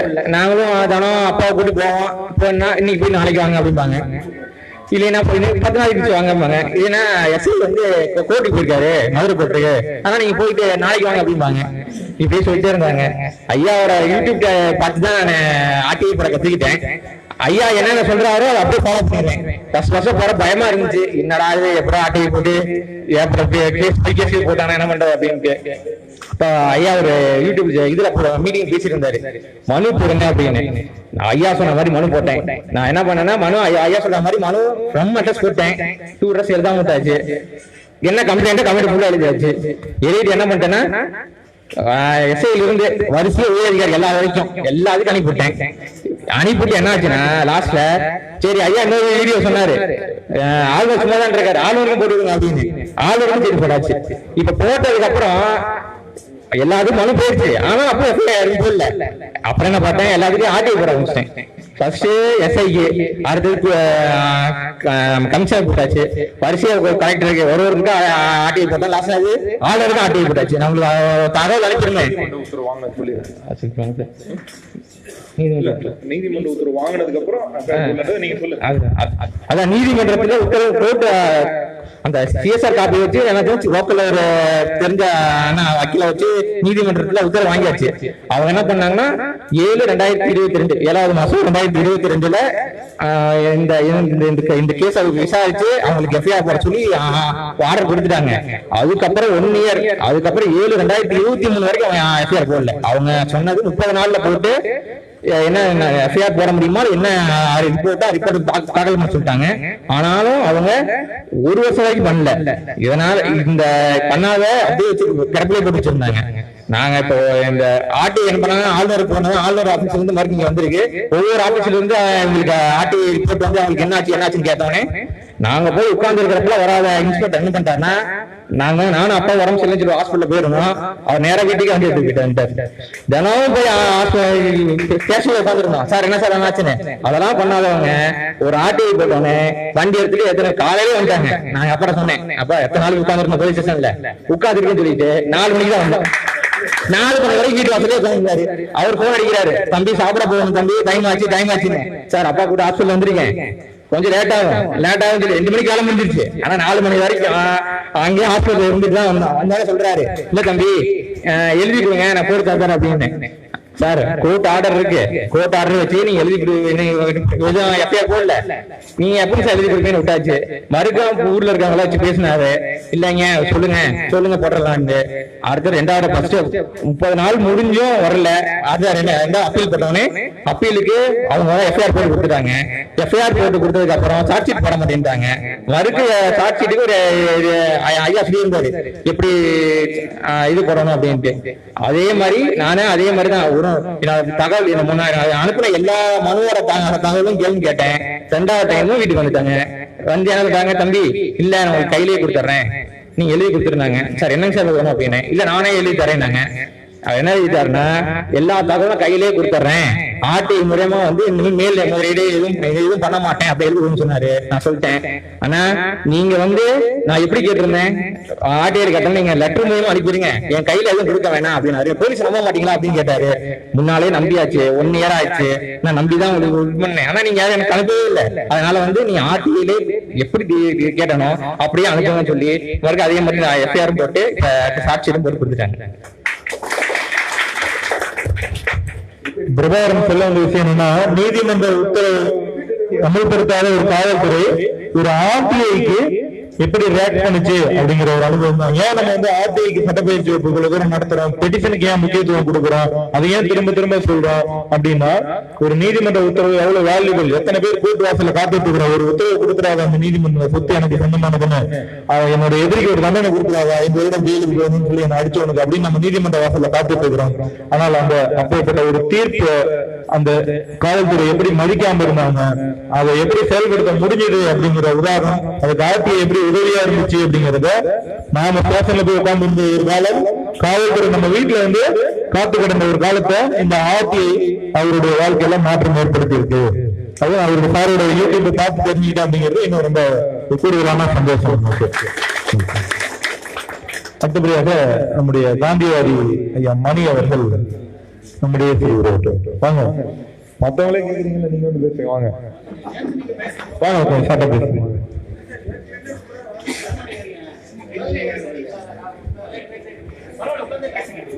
உட்கார்ந்து பேசலாம், வாங்க அன்பு வாங்க. நாங்களே குட்டி பேசுங்க, எங்களுக்கே ஒரு அனுபவம் இருக்கும், உங்களுக்கு அனுபவம் எவ்வளவு இருக்கும், அது வந்து நிறைய பேருக்கு பகிரும்போது நிறைய பேர் பயன்படுத்தும் போது இன்னும் நல்லா இருக்கும். ஒரு சின்ன தகவல், நம்ம இனிமே டெலிகிராம் குரூப்ல மீட்டிங் கண்டக்ட் பண்ணலாம் அப்படின்னு யோசிக்கிறோம். வீக்லி ஒரு வாரத்துக்கு 2 முறை நம்முடைய செல்வம் அந்த மாதிரி இருக்கவங்க ஆர்டிஐ கிளாஸ், ஆர்டிஐ எப்படி போறது, ஆர்டிஐ செக்ஷன் பேசிக் பத்தி எடுப்பாங்க. அதுக்கப்புறம் நம்ம அதை எப்படி இம்ப்ரூவ் பண்ணலாம், எவ்வளவு பேருக்கு அது பயனா இருக்குன்றதை பொறுத்து நம்ம அதை இம்ப்ரூவ் பண்ணுவோம். டைம் எத்தனை மணிக்கு வச்சா எல்லாருக்கும் அதை அட்டன் பண்ண முடியுன்றது கன்வீன்ட் பிளான் பண்ணுவோம். ரூமன்ஸ் எல்லாம் ரொம்ப ஆசைப்பட்டாரு நிகழ்ச்சி கண்டக்ட் பண்ணோம் அப்படின்ட்டு. நீங்களாம் எடுக்க போறீங்க ரூமன்ஸா, நம்ம தம்பிகள் எல்லாம் எடுக்க போறீங்க அந்த ஆர்டி கிளாஸ். அதுல நான் சாரு நாங்கெல்லாம் வந்து நிகழ்ச்சி முடியும் போது வந்து கலந்துக்கிறது நாங்களும் இருப்போம். அதுல ஆனா பயிற்சி இவங்க தான் எடுக்க போறாங்க. வேற யாராவது பயிற்சி எடுக்க நான் பயிற்சி கொடுக்கறது தயாரா இருக்கனாலும் தெரியப்படுத்துங்க. அந்த டெலிகிராம் மீட்டிங்ல நீங்க அந்த பயிற்சி எடுங்க. அதுக்கு அடுத்தபடியா அடுத்த கட்ட பயிற்சி போலாமா, பேசிக் எவ்வளவு நாளைக்கு எடுக்கலாங்கிறதெல்லாம் நம்ம ஃபர்தரா அந்த மீட்டிங்ல டிஸ்கஸ் பண்ணிக்கலாம். 156ல எஃப்ஐஆர் போட சொல்லி அது போறாரு. என்ன பண்ணலாம் ஆர்டிஐ மறுபடியும் அவருக்கு கொஞ்சம் சொல்லுங்க. 156 ஆர்டர் வாங்கிட்டு அதுக்கப்புறம் ஆர்டிஐ மூலமா பேர வச்சாரு. அவர்கிட்ட கேட்டுக்கிறேன்.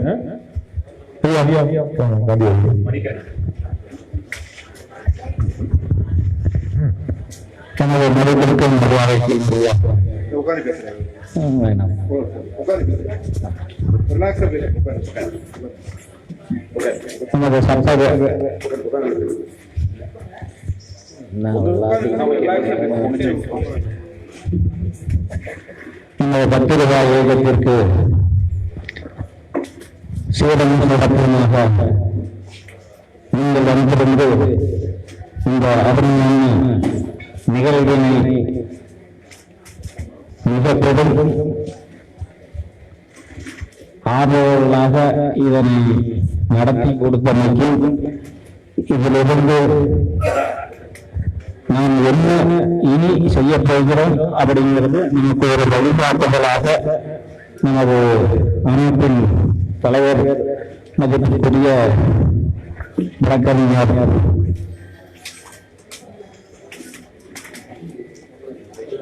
அவர்களின் வழிகாட்டுதல் என்பது நான் இதனை இன்னும் நம்மளுடைய நண்பர்கள் அக்கம் பக்கத்தில் உள்ளவர்களுக்கு இதை எடுத்து காட்டி எடுத்து சொல்லி இன்னும் நாம விரிவடைய செய்ய வேண்டும். கற்றது கை அளவு கல்லாதது உலகளவு என்று அதையா சொல்லியிருக்கிறார்.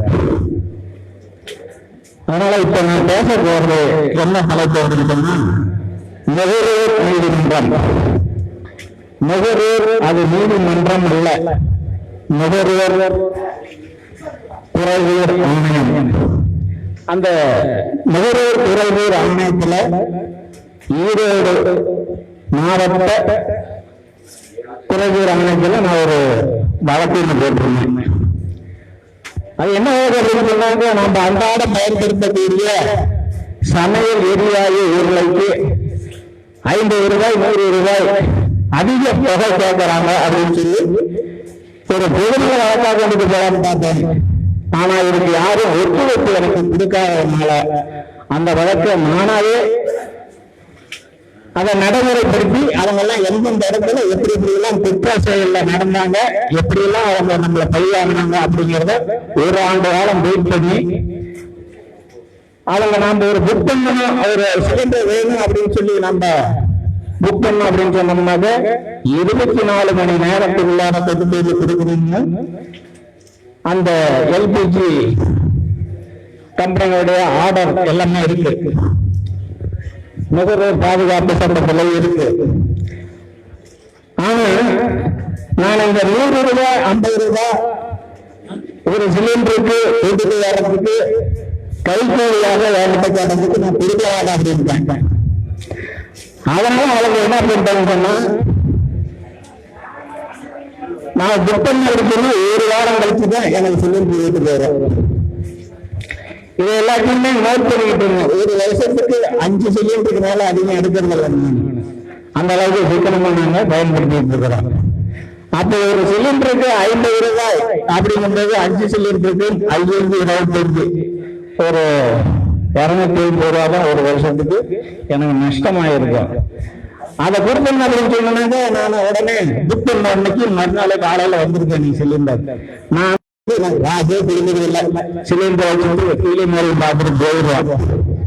கரெக்டா அதுக்கு என்ன பிள்ளை அமௌண்ட் ₹1 ₹2 சில்லறை எல்லாமே சேர்த்து கொடுப்பேன்.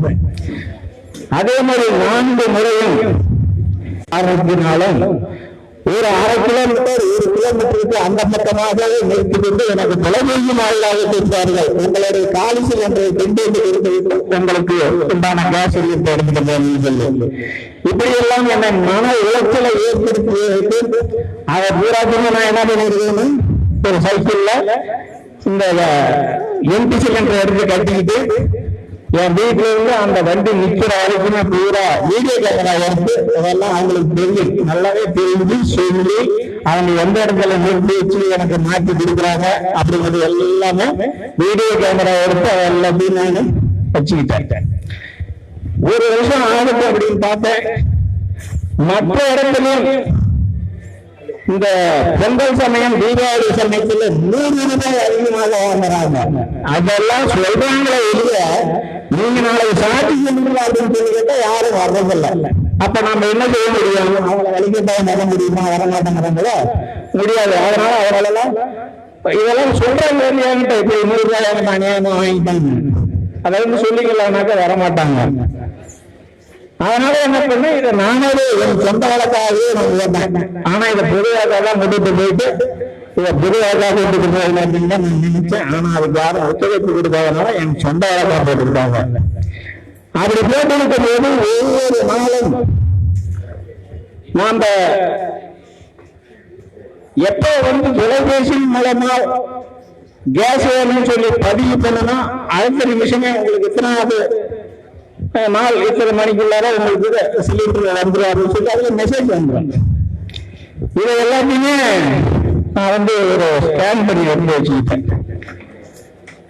ஆனா இவங்க ஒவ்வொரு நாளும் காலதாமதம், ஒவ்வொரு முறையும் காலதாமதம் செய்வதை எல்லாம் கணக்கு போட்டு வச்சுக்கிட்டு எனக்கு இந்த சிலிண்டர் இல்லாத காரணத்தால் என் குடும்பத்துல சமைக்க முடியல, அதனால நாங்கள் எல்லாருமே ஹோட்டல்ல சாப்பிட்டோம். ஒவ்வொரு நாளும் இவ்வளவு எனக்கு செலவுன்னு சொல்லிட்டு பூரா நான் கணக்கெடு வச்சுட்டோம். பெரிய ஹோட்டல்ல போயிருந்தோம்னா நாங்க 4 பேர் இருக்கிறோம் வீட்டுல, ஒரு ஆளுக்கு ₹100 ஆகும், ஒரு வேலைக்கு ₹400 ஆகும் 4 பேர். அதனால நான் சின்ன ஹோட்டல்ல சாப்பிட்டுட்டு அதுக்கு பில்லு எதுவும் வாங்கல. அதனால சின்ன ஹோட்டல்ல சாப்பிட்டோம். உங்களுக்கு இவ்வளவு செலவு, 6 நாளைக்கு இவ்வளவு செலவுன்னு சொல்லி பூரா செலவு கணக்கு எல்லாத்தையும் கொண்டு வந்து கொடுத்தோம். 4 சிலிண்டர் எடுக்கிற வரைக்கும் இது எல்லாத்தையும் வச்சு நான் வந்து என்ன பண்ணேன், முதல்ல ஆணையத்துல ஒரு வழக்கு பதிவு செய்வோம். அந்த வழக்கு டிசம்பர் மாசம் 31/1/2024 தீர்ப்பு சொன்னாங்க. அந்த வழக்கின் மீது ₹55,000 அபராதம் இந்த இந்தியன் ஆயில் கார்பரேஷன் கம்பெனியோடைய கேஸ் சிலிண்டர் ஏஜென்ட் ₹55,000 நஷ்டீடு கொடுக்கணும் அப்படின்னு சொல்லிட்டு இது நல்லா அதுல என்னுடைய ஜட்ஜ்மெண்டே இருக்கு. ₹50 லட்சம் கொடுக்காததின் காரணத்தின் பேரில்தான் ரோடு சரியில்லை, வண்டி சாஞ்சிடும், அப்படி இப்படின்னு நீங்க சொன்னதெல்லாம் இதை ஏற்றுக்கொள்ளப்பட மாட்டாதுன்னு சொல்லி நீதிமன்றம் அது அவங்க சொன்னதை எதையுமே வச்சுக்கலாம், அதெல்லாம் தவறு அப்படின்னு சொல்லி சொல்லிருச்சு. நீங்க வந்து ₹50 எதிர்பார்த்துதான் அவருக்கு இத்தனை நாள காலதாமதமா நீங்க வந்து சிலிண்டர் இருக்கிறீங்களா நல்லாவே ஜட்ஜ்மெண்ட் வெளியிட்டாங்க. அதனால அவங்களால ஒன்றும் பண்ண முடியல. ₹55,000 நஷ்டீடு கொடுக்கணும்னு சொல்லி ஈரோடு மாவட்ட நுகர்வோர் குறைதீர் ஆணையம் இந்த மாதிரி ஒரு தீர்ப்பு வழங்கியிருக்கு. இப்ப 2 மாசம் மொத்தத்துள்ளார அந்த பணத்தை செட்டில்மெண்ட் பண்ணணும்.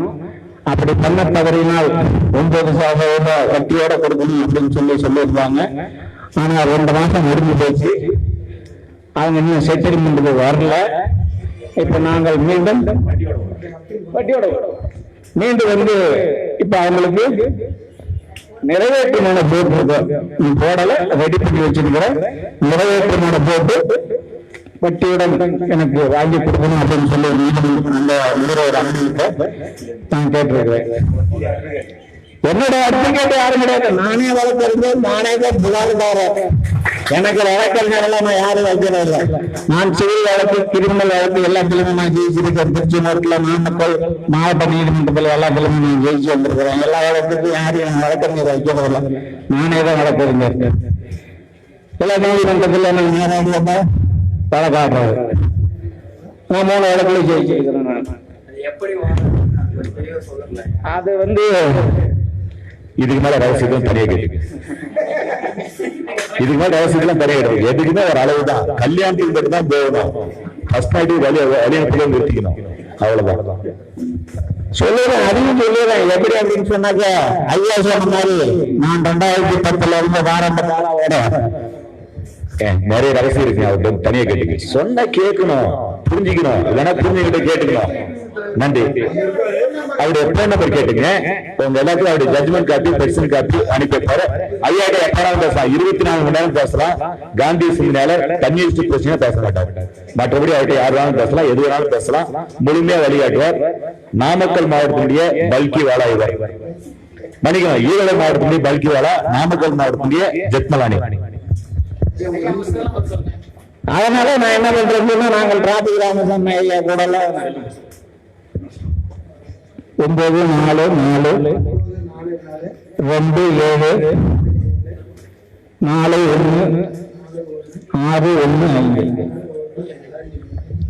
615 செல்லு பண்றவங்க சொல்லுங்க.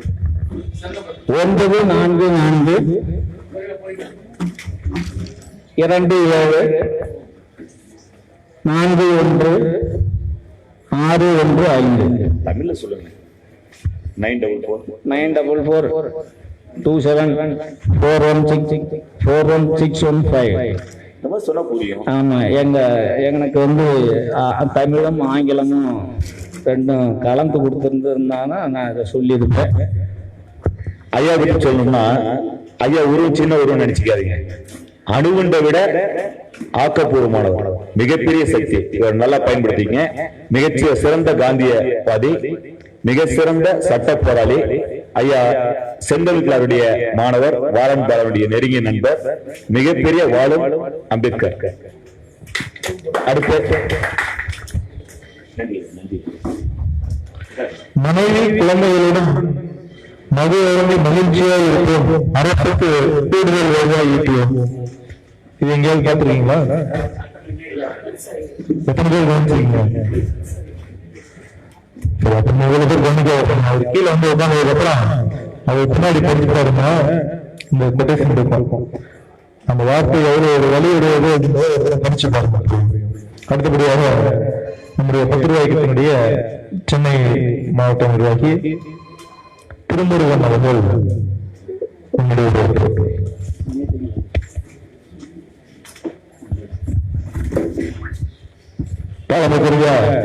தோழர்களே அனைவருக்கும் வணக்கம். நான் திருமுருகன், சென்னை மாவட்ட ஒருங்கிணைப்பு பொறுப்பை ஏற்றுக்கொண்ட இயக்க உறுப்பினர், விவசாயி. சென்னையில் தொழிலாளியாக, சேலத்தில் விவசாயியாக இருக்கிறேன்.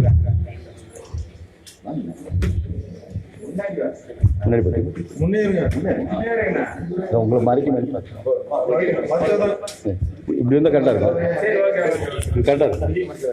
சரி மை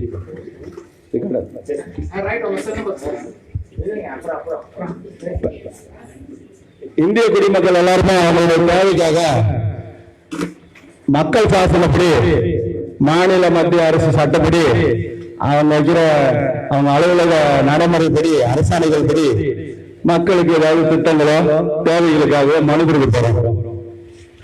மனுவில் 3 வகையான மனு இருக்கு. ஒண்ணு, எனக்கு தேவையானதை அந்த அலுவலகத்தில் மனு கொடுக்குறோம். 2வது, அந்த மனு மேல நடவடிக்கைகள்லாம் புகார் மனு கொடுக்குறோம். அது மேல நடவடிக்கை எடுக்கலன்னா இதெல்லாம் ஏன் எடுக்கலன்னு கேட்டு ஆர்டிஐ சட்டப்படி தகவல் உரிமை சட்டம் மனு கொடுக்குறோம். இது இனிஷியல் ஸ்டேஜ். இந்த இனிஷியல் ஸ்டேஜை பொறுத்த வரைக்கும் இந்த மனுவை வாங்கிட்டு இந்த அலுவலகத்தில் இருக்கிற அலுவலர்கள் நேரடியாக கொடுத்தாலும் சரி, தபால்ல கொடுத்தாலும் சரி, இல்ல முகாமில் கொடுத்தாலும் சரி, அதுக்கு உடனடியா ஒப்புதல் சீட்டுன்னு ஒண்ணு கொடுக்கணும். இதுக்கு எல்லாத்துக்கும் பொதுவா வந்து அரசாங்க எண் 73/2018 11/6/2018 படி இவங்க வந்து ஒப்புகை சீட்டுன்னு ஒண்ணு கொடுக்கணும். அது வந்து பாத்தீங்கன்னா மண்டபத்தில் மட்டும் தான் மேக்சிமம் கொடுக்குறாங்க. மற்ற முகாம்களை கொடுக்கறது இல்ல, நேரடியாளர்களை கொடுக்கறது இல்ல, போஸ்டல் கொடுக்கறது இல்ல. இதெல்லாம் வந்து ஒரு பதிவேடுகளை மெயின்டைன் பண்ணி 3 நாளா கொடுக்கணும். எத்தனை பேர் ஒப்புகை சீட்டு வாங்கிருக்கீங்க மனு கொடுத்து மண்டபத்தில் தவிர்த்து? பெரும்பாலும் கொடுக்கறதில்ல. ஏன் கொடுக்கறதுன்னா நீங்க கொடுத்தீங்களா இல்லையா வந்து நாளைக்கு கேள்வி கேட்டீங்கன்னா கொடுத்த மனம் என்ன பண்ணீங்க அப்படின்னு கேள்வி கேட்டீங்கன்னா அவங்க கொடுத்தீங்களா இல்லையா அப்படிங்கறத இல்லைன்னு சொல்றதுக்கு அவங்க வந்து ஒப்புகை சீட்டு கொடுக்கறது இல்ல.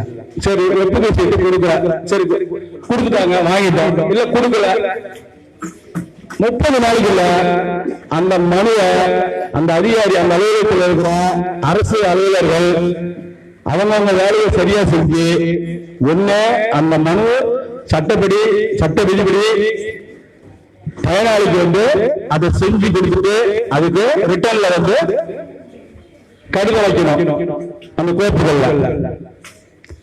அப்படி இல்லைன்னா அது வந்து கேட்டது நியாயம் இல்ல, இது வந்து கொடுக்க முடியாது அப்படின்னு சொல்லி நிராகரிச்சு கடிதம் கொடுக்கணும், மேல்முறையீட்டுக்கு போய்க்குங்க.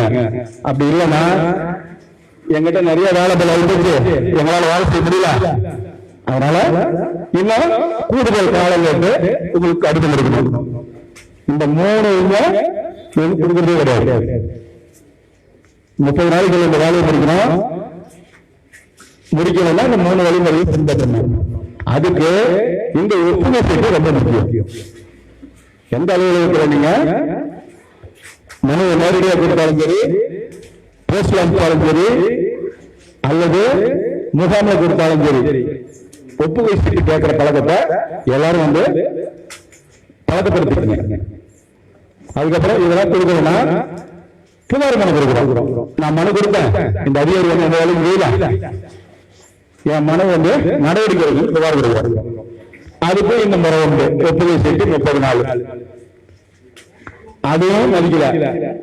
அதுக்கப்புறம் தான் தகவல் உரிமை சட்டத்தை பயன்படுத்தி என் மனு வாங்கினேன், அது மேல என்ன நடவடிக்கை இருக்கா, நான் புகார் கொடுத்தேன், அது மேல என்ன நடவடிக்கை இருக்கா, இதெல்லாம் அடங்கிய கோப்புகளை வந்து கொடுங்கன்னு சொல்லி ஆர்டிஐல கேட்கிறோம். அப்ப இவன் ஒழுங்கா வேலை பார்த்துருந்தானா, நீங்க ஒப்புகை சீட்டு வாங்கியிருந்தீங்கன்னா ஆர்டிஐ சட்டப்படி அவன் வந்து உங்களுக்கு வந்து தகவல் கொடுப்பான், இல்லைன்னா கொடுக்க மாட்டான். அவனுக்கு வந்து 2 விஷயம் இருக்குது அரசு அலுவலகத்துல. இரட்டை கோலை முறைன்னு ஒண்ணு இருக்கு. அவனுக்கு பணம் வாங்கி கொடுக்கிறவனும் செல்வாக்கு உள்ளவனும் அதிகாரத்தில் இருக்கிறவனோ உள்ள போய் அந்த கோலை இருக்கிறதுக்கு அவனை கொடுத்து போடுவான். நம்மள மாதிரி சாமானிய மக்களுக்கு கோலைய வச்சிருப்பான தவிர அதுல எதுவும் கொடுக்க மாட்டான். கொடுத்தானா கூட சந்தோஷப்படுவான், கொடுக்கவே மாட்டான். இதெல்லாம் வந்து நாம வந்து சரி பண்றதுக்கு ஆர்டிஐல மனு போடுறோம். அது வந்து அப்பீல்ல வந்து அதுக்கும் பதில் கொடுக்கணும். ஃபர்ஸ்ட் அப்பீல் போடுறோம், அதுக்கப்புறம் செகண்ட் அப்பீல் போடுறோம். நான் வந்து சென்னை மாவட்டத்துல இருக்கிறதுனால 2வது மேல்முறையீட்டுக்கு வரவங்களுக்கு என்ன வந்து ஆணையத்துல வந்து நடைமுறை இருக்கு அப்படிங்கிற விஷயத்தை வந்து நம்ம இயக்கத்தினுடைய தலைமை பயிற்சியாளர் வந்து எங்களுக்கு பயிற்சி கொடுத்து வரவங்களுக்கு வந்து அவங்க மனு சம்பந்தமா உள்ள போய் எப்படி வந்து நம்ம பெட்டிஷன் எப்படி போட்டோம், அதுக்கு என்ன புத்தகங்கள் எல்லாம் பதில் சொன்னாரு, அதுக்கப்புறம் ஃபர்ஸ்ட் முறையீடு என்ன பண்ணணும் அதுக்கு எல்லாம் பதில் சொன்னாரு. இது எல்லாத்தையும் வச்சுக்கிட்டு ஆணையத்துல வந்து எப்படி போய் நாம வந்து வழக்கை எதிர்கொள்றது அப்படிங்கிறது எங்களுக்கு பயிற்சி எடுத்துக்கிறாங்க. அந்த ஆணையங்களுக்கு வந்து பாத்தீங்கன்னா ஆணையத்துக்கு போறோம், அந்த பயிற்சிக்கு முன்னாடி ஆணையத்துக்கு நம்ம முதல்ல தெரிஞ்சுக்கணும். இந்த ஆணையங்களுக்கு அரசு அலுவலகத்துல ஒரு உறுதியான தகவலையும் ஒழுங்கான தகவலையும் உண்மையான தகவலையும் கொடுக்கலாம்ன்றதுக்காக நம்ம கொண்டு போறோம். அது வந்து பொதுமக்களுக்கான உருவாக்கப்பட்ட ஆணையம். அந்த ஆணையம் இப்ப பெரும்பாலும் பொது தகவல் அலுவலருக்கான ஆணையமா ஆயிடுச்சு. அப்ப அந்த பொது தகவல் அலுவலருக்கு ஆணையமா மாறாம இருக்கிறதுக்கு தான் அங்க போய் வழக்கை எப்படி எதிர்கொள்ளணும்னு நாம பயிற்சி கொடுக்குறோம். போறதுக்கு முன்னாடி வரவங்களுக்கு என்னுடைய அலைபேசி கொடுத்து அந்த அலைபேசியில் தொடர்பு கொள்ளும் போது முடிஞ்ச அளவுக்கு நாம போய் நேரடியா போய் அவங்களை கூட்டிட்டு போய் நேரில் பார்த்து ஷார்ட்டா பேசுறோம். நம்ம என்ன கேட்கணும் என்ன கேட்க கூடாது, எப்படி பேசணும் பேசக்கூடாது, நம்மளோட வாதத்தை முன்வச்சு தகவல் வாங்குறதுக்கும் தண்டம் போடுறதுக்கும் ஒழுங்கு நடவடிக்கைகளுக்கான தொடர்ந்து முயற்சி நம்ம பண்ணிட்டு இருக்கோம். அதெல்லாம் நம்ம ஒரு 10% முன்னேறி இருக்கோம். இன்னும் 90% முன்னேற வேண்டியிருக்கு. 90% இன்னும் முன்னேற வேண்டியிருக்கு.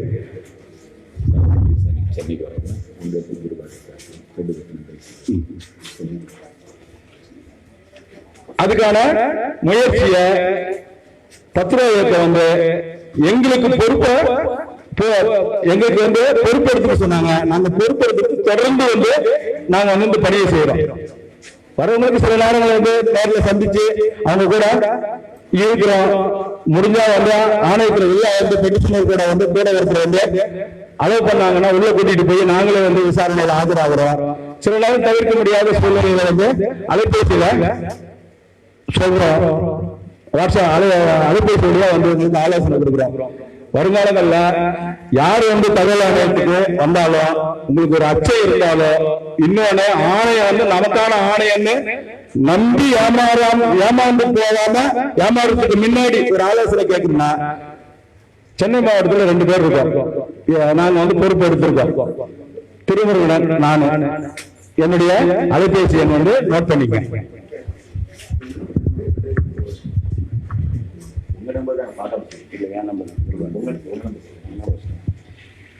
தொண்ணூத்தி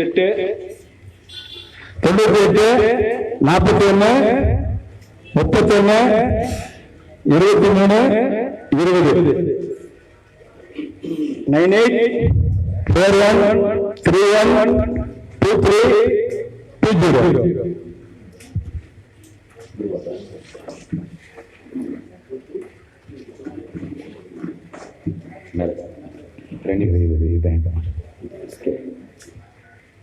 கிருபானந்தன் சென்னை மாவட்ட செயலாளர் 96 0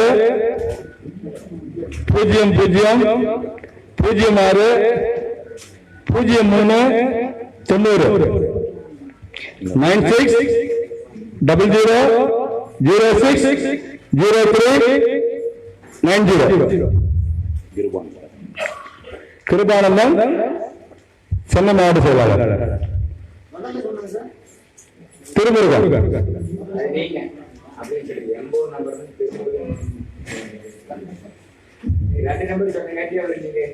சென்னைக்கு வரணும் மாணவி சார்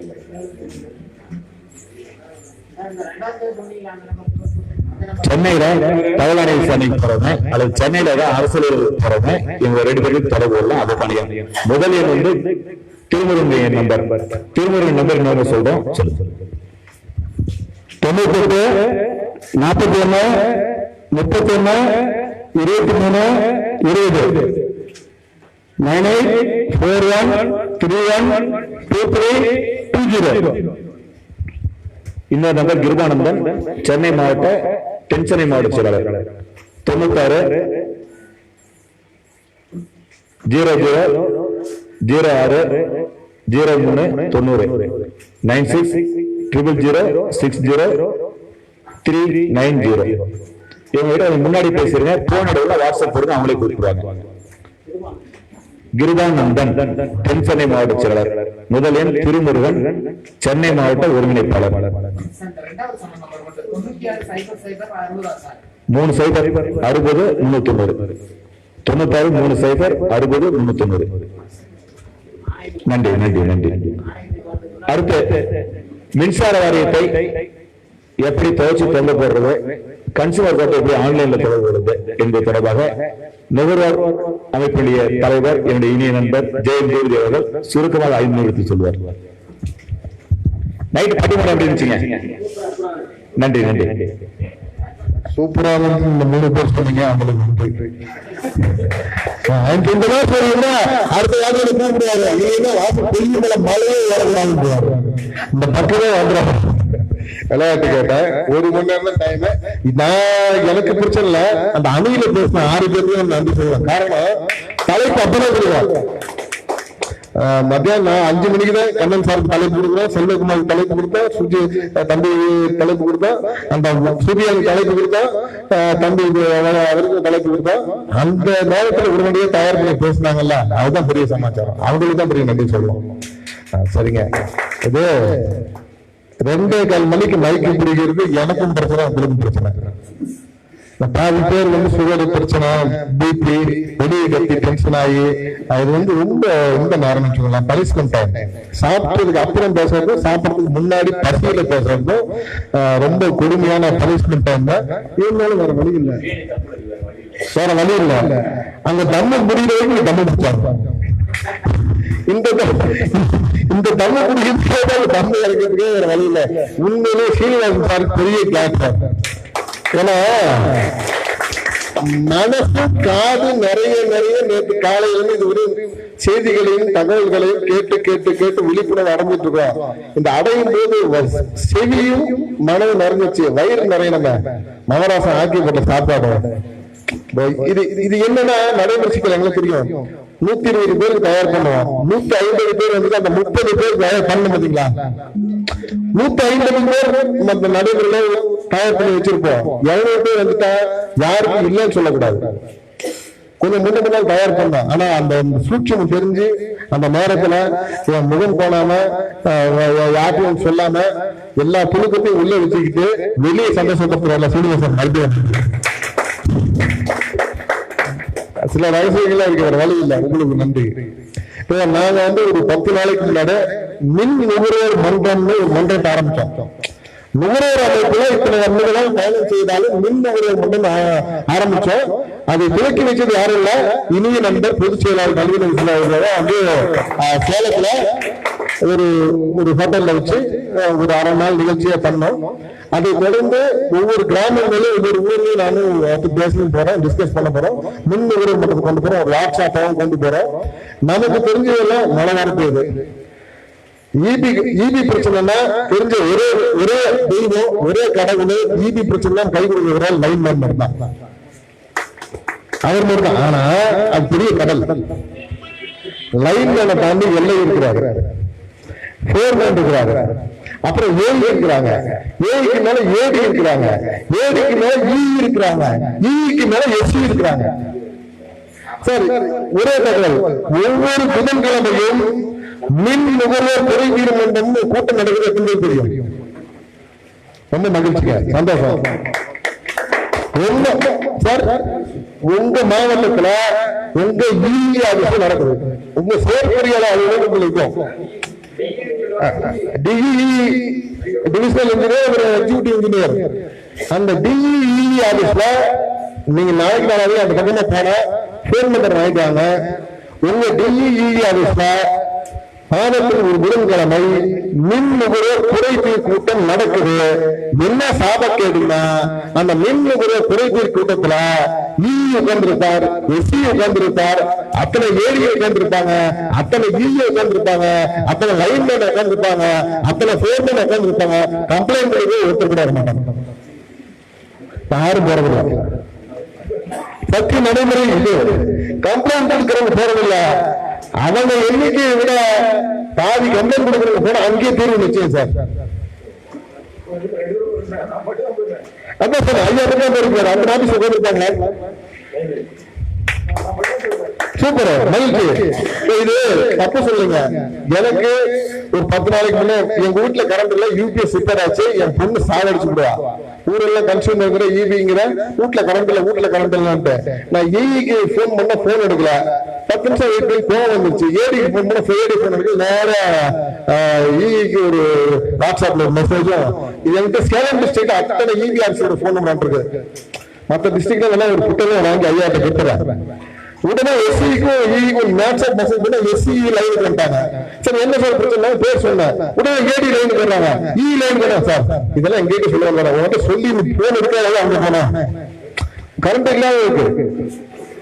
நமக்கு லைன் மேல தாண்டி ஒரு உலகம் இருக்கு. அதையும் தாண்டி உங்களுக்கு இபி ஆப்ஷன் மின்னகர் ஒரு நம்பர் எத்தனை தெரியும்? மின்னகர் இல்லாத எழுதிங்க 949879 949879. இது கவர்மெண்ட் மின்னக எண். ஆமா, தமிழ்நாடு சென்ட்ரல் 949879 949879 24 போன் பண்ணா கொஞ்சம் பொறுமை வேணும். சொன்னாங்களா எரிமா மாட்டு போலவே நமக்கு பொறுமை ஜாஸ்தி வேணும், அவங்களுக்கு இல்ல. ஒரு கோயில் 2 டைம் 3 டைம் ட்ரை பண்ணாதான் கிடைக்கும். 9498 அவ்வளவுதாங்க சார். தமிழ்ல சொல்லுவா, ஆங்கிலத்தில் சொல்லுவா? 94 98 7 94. அது அப்படியே ரிப்பீட் பண்ணுங்க சார். அதுக்கப்புறம் எல்லா கையிலும் ஆண்ட்ராய்டு போன் வச்சிருக்கோம். எல்லா கையிலும் ஆண்ட்ராய்டு போன் வச்சிருக்கோம். அதுல டிரான்சிட் ஒரு ஆப் இருக்கு சார். முடிஞ்ச டவுன்லோட் பண்ணி வச்சுக்கோங்க. Transit sir. டிரான்சிட் நான் சொல்றேன் பாருங்க.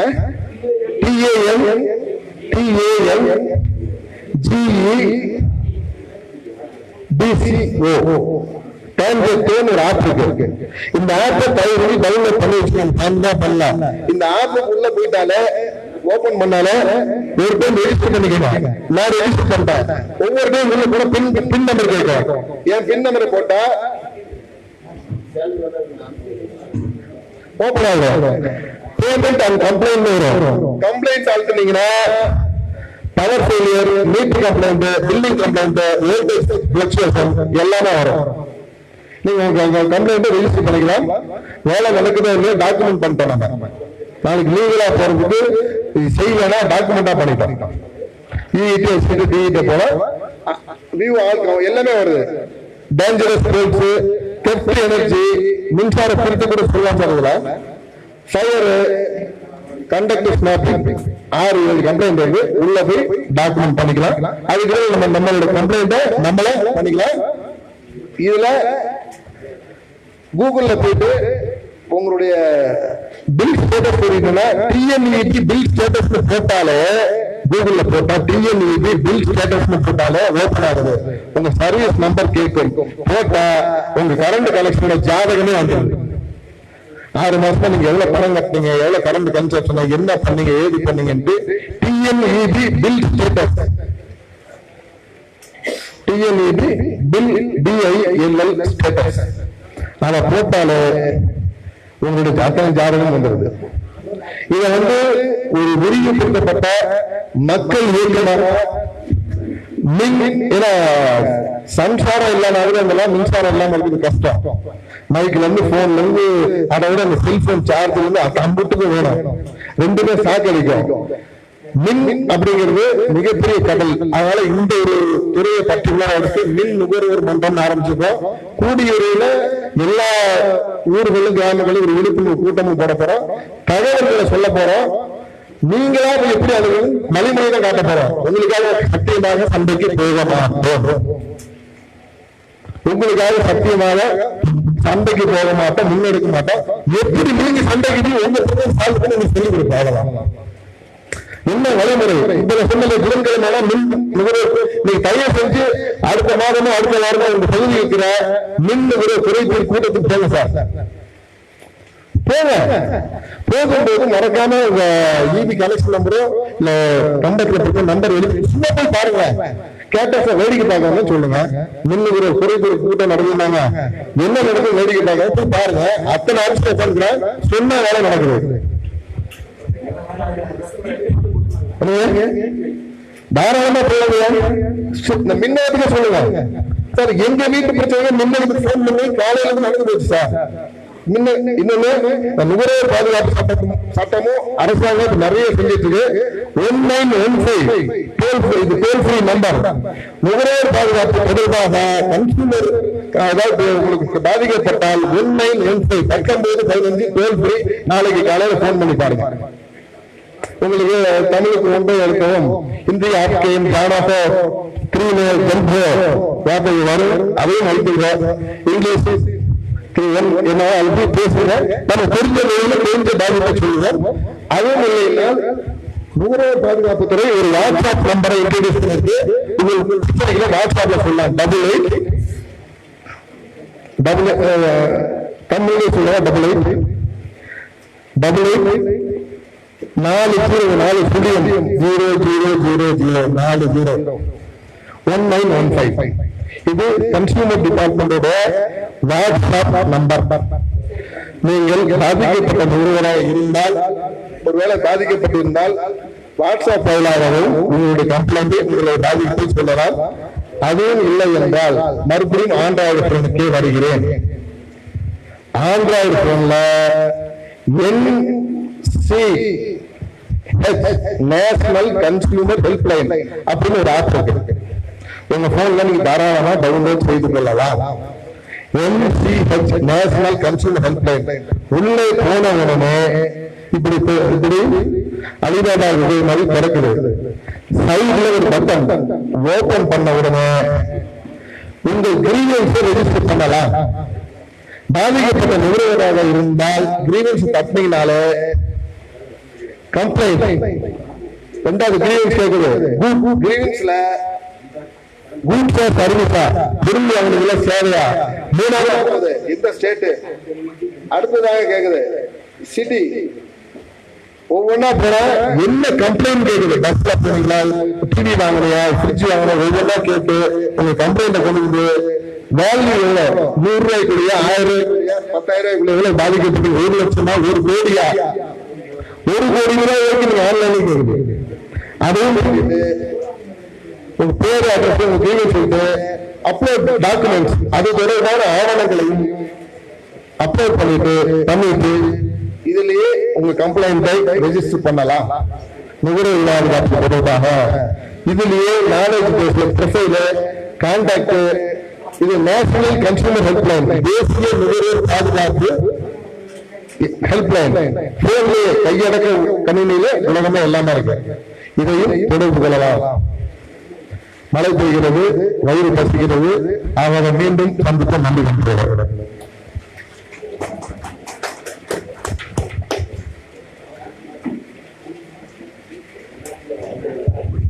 நன்றி அண்ணன் கூறியவர்களே.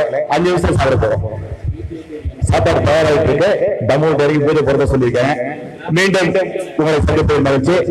அருமை சட்டமன்ற உறுப்பினர்களே, நாடாளுமன்ற உறுப்பினர்களே, அமைச்சர் பெருமக்களே, ஆளுமிக்க எம்எல்ஏக்களே, அதிகாரமிக்க எம்பிகளே, நிரந்தர அமைச்சர் பெருமக்களே, சட்ட ஆயுதம் ஏந்திய அகிம்சை போராளிகளே, உங்கள் அனைவருக்கும் மீண்டும் பசியோடு வணக்கம். கடுமையான பசி இருக்கிறேன் உங்களோட. அருமை நண்பர்களே, இந்த 2 நாள் பயிற்சி வகுப்பில் நிறைய தகவல்களை கொடுக்க வேண்டும் என்று நினைத்தோம். யானை பசி சோழப்பொடி போட்ட மாதிரி குறைவாக தான் கொடுத்திருக்கிறோம். அடுத்த பயிற்சி வகுப்பு முன்பாக ஒவ்வொரு மாதமும் புதிதாக கையேடுகளை வெளியிட இருக்கின்றோம். எந்த வகையான கையேடுகள் பார்த்தீங்கன்னா, ஒவ்வொரு துறையையும் எப்படி நடுப்படி கொண்டு வருவது, ஒவ்வொரு தமிழக அரசு துறையும் மத்திய அரசு துறையும் ஒவ்வொரு அலுவலகத்தையும் நடுப்படி கொண்டு வரணும். தகவல் மிக தெளிவா சொல்லுது. இந்திய குடிமக்கள் அனைவரும் தகவல் தெரிந்தவராக, விவரம் தெரிந்தவராக மாற வேண்டும். இதுதான் ஜனநாயகத்துடைய அடிப்படை நோக்கமே. இந்திய அரசியலமைப்பு சட்டம் எப்படி அண்ணல் அம்பேத்கர் உலகத்தினுடைய எல்லா சட்டத்தையும் படிச்சு பார்த்தா நல்ல விஷயத்தெல்லாம் எடுத்து ஜூஸ் பண்ணி மிகப்பெரிய ஒரு நல்ல சட்டத்தை கொடுத்தாரோ, அந்த சட்டத்தை பயன்படுத்தக்கூடிய அதிகாரத்தை தகவல் சட்டம் மிகப்பெரிய அதிகாரத்தை கொடுத்திருக்க. தமிழக அரசுடைய பணம், மத்திய அரசுடைய பணம், ஒவ்வொரு பைசா காசும் நம்முடைய பணம், இந்திய குடிமக்களுடைய பணம். இந்த பணம் எங்கிருந்து வருது, எப்படி செலவு செய்யப்படுகின்றது, இந்த அரசாங்கத்துடைய அலுவலகம் நம்முடைய அலுவலகம், இந்த அலுவலகம் எப்படி இயங்குகின்ற, இந்த அலுவலகத்தில் எந்த அதிகாரி இருக்காங்க, அந்த அதிகாரியுடைய அதிகாரம் என்ன, இவர் எப்படி மக்களுக்கு சேவை செய்கின்றார், ஒவ்வொரு டேபிளையும் என்ன வேலை செய்யணும், ஒவ்வொரு டேபிளையும் என்ன ஃபைல் இருக்கணும், அந்த ஃபைல் எப்படி இருக்கணும், அந்த ஃபைல் என்னென்ன இருக்கணும், இது எல்லாத்தையும் சாதாரண ஒரு இந்திய குடிமகன் தெரிஞ்சுக்கணும். ஓட்டு போடுறோம், கடமை முடிஞ்சு போச்சு, எம்எல்ஏ எம்பி பார்லிமெண்ட் அனுப்புறோம், சட்டமன்றத்தில் அனுப்ப பாத்துக்குவோம், மந்திரி நிர்வாகம் பாத்துக்குவோம் அப்படின்னா இந்திய குடிமகன் ஒதுக்கி வைக்கிறார். இந்திய அரசாங்கம், தமிழக அரசாங்கம், நம்முடைய அரசாங்கம், நம்முடைய வரிப்பணம், நம்முடைய உரிமை, இதை எல்லாத்தையும் மக்களுக்கு சாதாரணமாக அரசாங்கமே தெரிவிக்கணும், அலுவலகமே தெரிவிக்க வேண்டும். அதான் தகவல் பற்றிய பிரிவு 41B பிரிவு 4 அவர்களாகவே வெளியிடணும் அப்படின்னு சொல்லிட்டு தகவல் சட்டம் மிகப்பெரிய ஒரு உரிமையை கொடுத்திருக்கு. அவர்கள் வெளியிடுவார் என்று ஆசைப்பட்டால், எதிர்பார்த்தால் நடக்காது. இந்தியாவில் எல்லா சட்டத்தையும் வந்து இடத்துல போட்ட குட்டையா போல கிணத்துல போட்டுள்ள பங்கு அதிகாரிகளுக்கு இருக்கு. என்ன சட்டம் எழுதி வச்சாலும் சட்டத்துக்கு லாபம் குடிமக்களுக்கு, மக்களுக்கு போய் சேர்ந்துடவே கூடாது என்பது அதிகாரிகள் முதல் தரைக்கலாம் நினைத்தாங்க. கருணாநிதி காமராசர் நெய்வேலியில என்எஸ்சி தொழிற்சாலை ஆரம்பிக்கலாம் நினைக்கிறார். அதிகாரிகள் ஒத்துழைக்கல. புரட்சி எம்ஜிஆர் சத்துணவு போடலாம் ஆசைப்படுறார். அதிகாரிகள் ஒத்துழைக்கல. கண்டுபிடிச்சாங்க. செஞ்சு ஆகணும், செய்ய என்ன நஷ்டம் செய்ய அப்படின்னு உத்தரவு போட்ட ஆளுமை மிக்க அரசியல்வாதிகள் இல்ல. இனிமேல் வரமாட்டாங்க. வருவாங்க எதிர்பார்க்கிறாதீங்க. அதனால 10 ரூபாய்க்கு சொல்லி தலைவெல்லாம் மாறுங்க. தலைவெல்லாம் மாறணுமா? ஆட்சி போடுங்க. ஆட்சி போட்டு அடிக்கணும் தலைவன் ஆயிருக்கீங்க அப்படிங்கிற திரும்ப சொல்ற நோக்கம். நாம தலைவனா மாறாம, நாம அதிகாரத்தை கையில் எடுக்காம, நாம சட்டத்தை பயன்படுத்தாம மக்களுக்கான அதிகாரத்தை வாங்கி கொடுக்கவே முடியாது. அதற்காக செய்யக்கூடிய வேலை திட்டம் ஒவ்வொரு அரசு அலுவலகத்தையும் ரோடு கொண்டு வர போறோம். முதல் வேலையாக அடுத்த மாசம் வேளாண்மை துறை நம்முடைய பாலு மேல வரும். நாமக்கல் மாவட்ட விவசாய செயலாளர் பாலு, இன்னும் நம்முடைய விவசாய சார்ந்த நம்முடைய தோழமை எல்லாம் சேர்ந்து ஒரு புத்தகத்தை வெளியிட இருக்கின்றோம். இந்த புத்தகத்துல என்ன தரம்னா, அரசாங்கம் வேளாண்மை துறை மூலமாக தரக்கூடிய மானியம். இந்த மானியத்துக்கு எப்படி விண்ணப்பம் தருது, அந்த விண்ணப்பம் எப்படி இருக்கணும், அந்த விண்ணப்பத்துக்கு என்னென்ன ஆவணங்கள் தரணும், அந்த விண்ணப்பத்துக்கு என்ன தகுதி, இந்த விண்ணப்பத்தை அரசாங்கத்துல வாங்கினவங்க அவங்க என்ன செய்வாங்க, எப்படி கோப்பு தயாரிப்பாங்க, எப்படி ஊழல் செய்வாங்க, அந்த ஊழல் எப்படி கண்டுபிடிக்கணும், எப்படி தண்டனை வாங்கி தரணும், அதுக்கு என்ன ஆட்சி போடணும், என்ன புகார் மனு தரணும், இந்த ஆவணங்கள் எல்லாத்தையும் இலவச புத்தகமா தயார் செய்து உங்களுக்கு தரப்போறோம். இதே மாதிரி ஒவ்வொரு மாசமும் ஒரு துறையை, ஒரு அலுவலகத்தை எங்க விட இருக்கிறோம், இதெல்லாம் இலவசமா கொடுக்க போறோம். இது உங்களுடைய என்னங்க திரையில போட போறோம். நீங்க தான் போட போறீங்க. இன்னைக்கு போட்டதுல மாதம் 1, அடுத்த மாதம் வேளாண்மை துறை, ஜூன் மாதம் பருவமழை பொழியுது, வேளாண்மை துறை மேல பருவமழை பொழியுது. எந்த அளவுக்கு அக்ரி மேல மழை பெய்ய போகுது. அடுத்து ஒவ்வொரு மாதமும் ஒரு துறை. யார் செய்ய போறீங்கன்னா நீங்க தான் செய்ய போறீங்க. நீங்க எந்த துறையில ஆட்சி போறீங்களோ, எந்த அலுவலகத்துல ஆட்சி போறீங்களோ, எந்த அளவுக்கு நீங்க சரிப்படை செய்யுங்களோ அந்த அலுவலகத்தை நடுத்தருக்கு புத்தகத்தை நீங்க தயார் பண்றீங்க. உங்க கூட நான் வந்துடுறேன். நீங்க கூப்பிட்டு அவங்க வீட்டுல இருந்து உங்க உட்காந்து ஒரு நேரம் உட்காந்துக்கிறேன், புத்தகத்தை ரெடி பண்ணி தான் வருவேன். உங்க கூட நான் உட்காடுறேன், பயன்படுத்திங்க. கொண்டு வரோம் மாசம் ஒரு துறை. ஜூன் மாதம் என்ன துறை? ஆமா, விவசாயம் பண்றோம். ஜூன் மாசம் 5ஆம் தேதி மேட்டூர் திறக்கணும். திறப்பாங்களா? தண்ணி தான் திறக்க முடியும். தண்ணி இருந்தா தானே திறக்க முடியும். சரி, தண்ணியே வந்தா மட்டும் மேட்டூர் வெள்ளம் போனா மட்டும் தண்ணி வந்து சேர்த்து நம்ம கிட்ட குளங்குட்டை ஏரியெல்லாம் இருக்கா? இருக்கின்றது. யார் இல்லைன்னு சொன்னது? நாமக்கல் மாவட்டத்துல மட்டும் குளம் குட்டை இருக்கு, 2000 இருக்கு. சேலம் மாவட்டத்தில் 3000 கிலோமீட்டர் இருக்கு. இந்த குளங்குட்டையில மேட்டூர் அணையிலிருந்து வர தண்ணி கொண்டு சேர்த்து வாய்ப்பு இருக்கான்னு பார்த்தா மேட்டூர் அணை திறந்துவாங்க. 16 கண் பாவமா 18 கண் பாவமா 14 கண் பாவத்தை திறந்து விட்டா அந்த தண்ணி நேரா சொல்லிட்டு கால்குளத்துல போய் சேர்ந்துடும். பல கிளியன்ஸ் தண்ணி ஒரு சொல் தண்ணி கிடையாது. எவ்வளவு கஷ்டம் தெரியுதா? இந்த தண்ணி புதுசா யாராலும் உற்பத்தி பண்ண முடியாது. தண்ணியை கூட இயற்கையை மீறி செயற்கையாக உற்பத்தி செய்யவே முடியாது. நீங்க என்ன வேணா அறிவியல் தொழில்நுட்பம் கண்டுபிடிக்கலாம். ஆனா ஒரு நெல்மணியை அறிவியலாக கண்டுபிடிக்க முடியாது, உற்பத்தி செய்ய முடியாது. ஒரு சொல் தண்ணி உற்பத்தி செய்ய முடியாது. இந்த தண்ணி உற்பத்தியான தண்ணி மழையா வருது, கடலுக்கு போகுது, ஆவியாவது, மறுபடியும் மழையா வருது. அதே தண்ணி தான் திரும்ப திரும்ப கிடைச்சிட்டு இருக்கு. நாம் குடிக்கிறதுக்கான தண்ணியை நாம் ஸ்டோரேஜ் பண்ணி சேர்த்து வைப்பதற்கு ஏரிகளை, குளம் குட்டைகளை நம்முடைய ராஜாக்கள் வெட்டி வச்சிருக்காங்க. தமிழகத்தை ஆண்ட ஆட்சியாளர்கள், மன்னர்கள், வெள்ளக்கார காலத்துக்கு அந்த ராஜாக்கள் ஒவ்வொரு ஊர்லயும் மழை தண்ணி எங்க பெய்யுதோ பெய்கின்ற இடத்திலேயே மழை தண்ணியை குளத்தில் சேர்த்து வைப்பார்கள். குளத்திலிருந்து சின்ன வாய்க்கா போய் ஓடையா போய் ஏரியில சேரும். ஏரியிலிருந்து தண்ணி காட்டாத்து வெள்ளமா போய் ஆத்துல சேரும். ஆத்து தண்ணி பெரிய ஆத்துல போய் சேரும், நதியா மாறும். நதி கடல்ல போய் சேரும். கடல்ல போய் சேர தண்ணி ஆவியாய் மறுபடியும் மழை பெய்யும். இந்த சிஸ்டம் இருந்தது. நம்முடைய கொள்ளைக்காரர்கள் வெள்ளைக்கார காலத்துல பாதி ஏரி கொண்டாங்க. நம்முடைய விடுதலை பெற்ற பிறகு நம்ம கொள்ளைக்காரங்க எல்லா ஏரியும் சாப்பிட்டானுங்க. மிச்ச மீதி கொஞ்சம் இருக்கு. இந்த ஏரிகளுக்கு தண்ணி போறதுக்கான வாய்க்கால் உயிரோடு இருக்கான்னு பார்த்தா இல்ல. கொல்லிமலையில மழை பெய்ஞ்சிட்டு இருக்கு. இந்த தண்ணீர் கடலூர் மாவட்டத்துக்கு போகுது. புதிய செய்தியா இருக்க? கொல்லிமலையில தயார் தண்ணி, இந்த மழை தண்ணி கடலூர் மாவட்டம் பரங்கிப்பேட்டைக்கு போகுது, காவிரி ஆற்றுக்கு போகுது. போவதற்கான வாய்க்கால் இருக்கான்னு பார்த்தா சாப்பிட்டாங்க. அப்புறம் வாய்க்கால் இல்லாம அது எங்கேயா போகுது, சேரதில்லை. முறையா போச்சுன்னா ஆயிரக்கணக்கான ஏரியை நிரப்பிட்டு போகணும். கால்வாய்ல வரக்கூடிய தண்ணீர் மேட்டுவனை சேர்ந்த பொழுது வெள்ள காலத்துல உபரி நீரை ஏரியில் கொண்டு போய் தேக்கினால் சேலம் மாவட்டம், நாமக்கல் மாவட்டம், திருச்சி மாவட்டம், பெரம்பலூர் மாவட்டம், அரியலூர் மாவட்டம், கரூர் மாவட்டம் இங்கெல்லாம் பாத்தீங்கன்னா எல்லா ஏரியும் தண்ணீர் நிரப்ப முடியும். இதை பற்றி சிந்திப்பவர்களுக்கு, ஆட்சியாளர்களுக்கு அறிவு இருக்கின்றதா கேட்டால் இல்லை. ஆனா நாம தகவல் போட்டு அடிச்சவருடைய விளைவை சேலம் மாவட்டத்தில் எடப்பாடி பழனிசாமி பல ஏரிகளை வெள்ள நீர் சேர்ப்பு திட்டத்தை கொடுத்திருக்கார். அது எடப்பாடி கொடுத்த திட்டம் கிடையாது, ஆட்சியை கொடுத்த திட்டம், 10 ரூபாய்க்கு கொடுத்த திட்டம், விவசாயம் கொடுத்த திட்டம். எவ்வளவு பாத்தீங்களா? ஆட்சியாளர்களே திருப்பதி 10 ரூபாய் சாம்பால் நம்மளால முடியும். இந்த வேலையை தொடர்ந்து நாம் செய்து கொண்டே இருக்க வேண்டும். நமக்கு ஒரு தயக்கம், ஆர்டி போட்டா பேங்க் மேனேஜர் சொன்னார், ஆர்டி போட்டா பிரச்சனை தான் பயந்தேன், அது பேங்க் சொன்னார், ஆர்டி போட்டா பிரச்சனை தான் பயந்தேன். தமிழ்நாட்டில் ஆர்டி போட்டதா பிரச்சனை யாருக்கு வந்தாலும் 10 ரூபாய்க்கு வந்து நிற்கும், சமுதாயம் நிற்போம். தைரியமா பேசுங்க, ஆர்டி போடுங்க, நல்லது போடுங்க, பொதுமக்களுக்கு போடுங்க.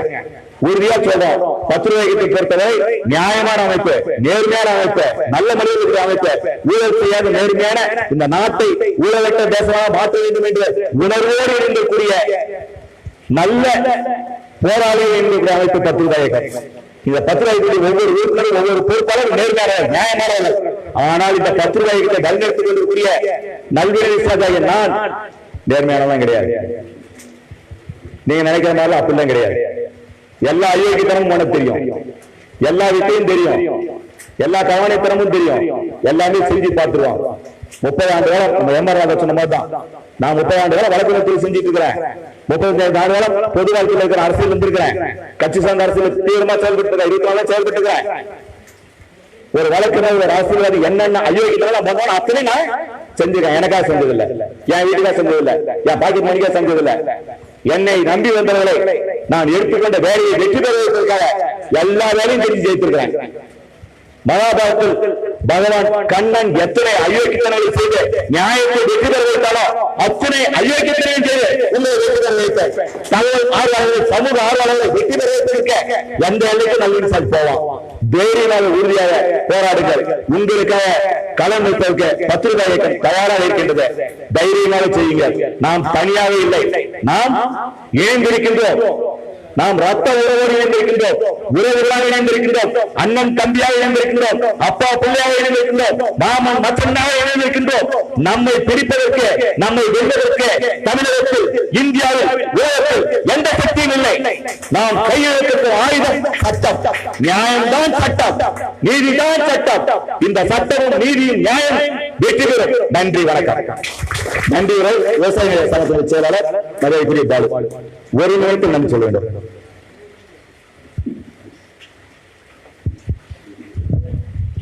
இங்கு வந்து அமர்ந்திருக்கும் அனைத்து தலைவர்களுக்கும் மிக்க நன்றி. 2 நாள் அமைதியாகவும் கூட்டத்தை கலந்து கொண்டு சிறப்பித்ததற்கு மிக்க நன்றி.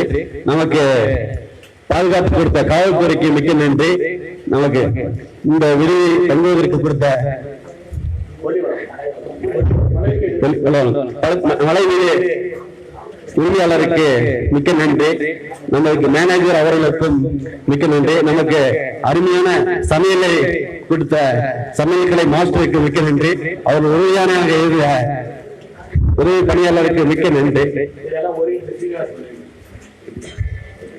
நமக்கு எல்லாம் வழிகாட்டியாக இருந்த ஐயா அவர்களுக்கும், நமக்கு சீனிவாசன் ஐயா அவர்களுக்கும் மிக்க நன்றி.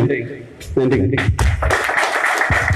சீனிவாசன் இணைந்து கடந்த 10 நாட்கள் நிகழ்ச்சியை முழுமையாக வெற்றி பெற செய்த நாமக்கல் மாவட்ட அனைத்து நிர்வாகிகளுக்கும் நன்றி, நன்றி, நன்றி. நம்ம மலை இருக்கு, நீங்க யாராவது இரவு தங்குறவங்க இருந்தால் முன்னாடியே தெரியப்படுத்திக்கங்க. அதுக்கு தகுந்த ஏற்பாடு, ஏன்னா நம்ம யாரும் இரவு தங்கலன்னு சொல்லியிருக்கிறோம். இதுக்கப்புறம் தங்கிட்டு நீங்க காலையில போற மாதிரி இருந்தா சீனிவாசன் அவங்கள்ட்ட தகவல் தெரியுங்க, மாற்று ஏற்பாடு அவங்க பண்ணி கொடுப்பாங்க. இங்க மலை வீடு, அந்த அலுவலகம் அங்க இருக்கு, இந்த காலேஜுக்கான அலுவலகம் அங்க இருக்கு. அங்க வந்து மிளகு விற்கிறாங்க, அங்க கிடைக்கக்கூடிய அவங்க கொஞ்சம் குவாலிட்டியான மிளகு ஏற்பாடு பண்ணி கொடுத்துருக்காங்க. அசல் மிளகு தேவைப்படுறவங்க இங்க வாங்கிக்கோங்க, அவங்களுக்கு பயனுள்ளதா இருக்கும். வேற ஏதாச்சும் விலைப்பதிவு தேவை அப்படின்னாக்க கொஞ்சம் தூரத்துல வியூ பாயிண்ட் ரோட்ல கொஞ்சம் தூரம் போனீங்கன்னா ஒரு கடை இருக்கு, தங்கராஜன் ஒரு கடை. உங்க எல்லாத்துக்கும் கன்ஸ்ட்ரக்ஷன் ரேட்ல அசல் பொருள் கிடைக்கும், அடக்கலையில அசல் பொருள் கிடைக்கும். இல்ல உங்களை பார்த்தாலே தெரியும், உங்களை எல்லாத்தையும் சட்ட பொருள் எல்லாத்தையும் பார்த்தா தெரியும். அது ஒரு ஆட்சி ஆகாது. அவர் பேர் தங்கராஜ், சொந்தக்காரர் சொந்தக்காரர் மலையாள சொந்தக்காரர். நன்றி. பாதுகாப்பா வீட்டுக்கு போங்க. உங்களுடைய பயணம் பாதுகாப்பாக. கடுமையான மழை நேரம் திறந்த அடுத்து கடுமையான மழை பெய்யும் எச்சரிக்கை இருக்கு. நிச்சயமா மழை பெய்யும். ஏன்னா நீங்க நல்ல வழிகளுக்கு சேர்ந்துருக்கீங்க, அதனால மழை பெஞ்சிட்டு இருக்கு. கார்ல வந்திருக்கோம், முதல் முறையா மலையில கொல்லிமலைக்கு கார்ல வந்திருக்கோம். தான் யாராவது இருக்கீங்களா? கை தூக்குங்க. இதான் முதல் முறை கொல்லிமலை கார்ல இருக்கீங்களா? போகும்போது ஏறும்போது என்ன கியர்ல வந்தீங்களோ செகண்ட் கியர்ல வந்திருப்பீங்க. இறங்கும் போது தயவு பண்ணி செகண்ட் கியர்ல தான் இறங்கணும். அந்த இடத்துல உங்களுக்கு ரொம்ப ஃப்ரீயா இருக்க மாதிரி ஃபீல் ஆகும். தயவு பண்ணி சொல்றேன், செகண்ட் கியர் தேர்ட் கியருக்கு மேல இறங்காதீங்க. நியூட்ரல் எந்த காரணம் உண்டோ கீழே இறங்கக்கூடாது. பொறுமையா போங்க. கீழே போயிட்டு இறங்கினதுக்கு அப்புறம் ஒரு 30 மினிட்ஸ் அந்த ட்ரம் சூடா இருக்கும், அப்ளை பண்ணி தான் போயிருப்பீங்க. 30 மினிட்ஸ் நிறுத்திட்டு ரெஸ்ட் எடுத்து டீ சாப்பிட்டு அதுக்கப்புறம் வண்டியை ஸ்டார்ட் பண்ணி வீட்டுக்கு போங்க. பத்திரமா போயிட்டு தகவல் தருவீங்க. அப்படியே செல்ல எழுதிருக்கேன், செல்ல எழுதிங்க 9446 758801 9446 758801. தயவுசெய்து வீட்டுக்கு போயிட்டு வாட்ஸ்அப்ல இருக்கிற தகவல் தருங்க. பத்திரமா வீட்டுக்கு போன தகவல் எனக்கு வாட்ஸ்அப்ல சொல்லணும். போன் பண்ணி கூட சொல்லுங்க. நன்றி நன்றி நன்றி. 944 56 75 8 9446 758801. எடுக்க முடியாது மழை பெய்யும்.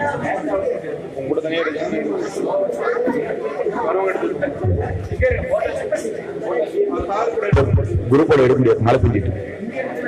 அப்படியாவது மேல சொல்லலாமா? அப்படியே எல்லாரும் மேல வாங்க. குரூப் மேல வாங்க. குரூப் எல்லாருமே மேல வாங்க.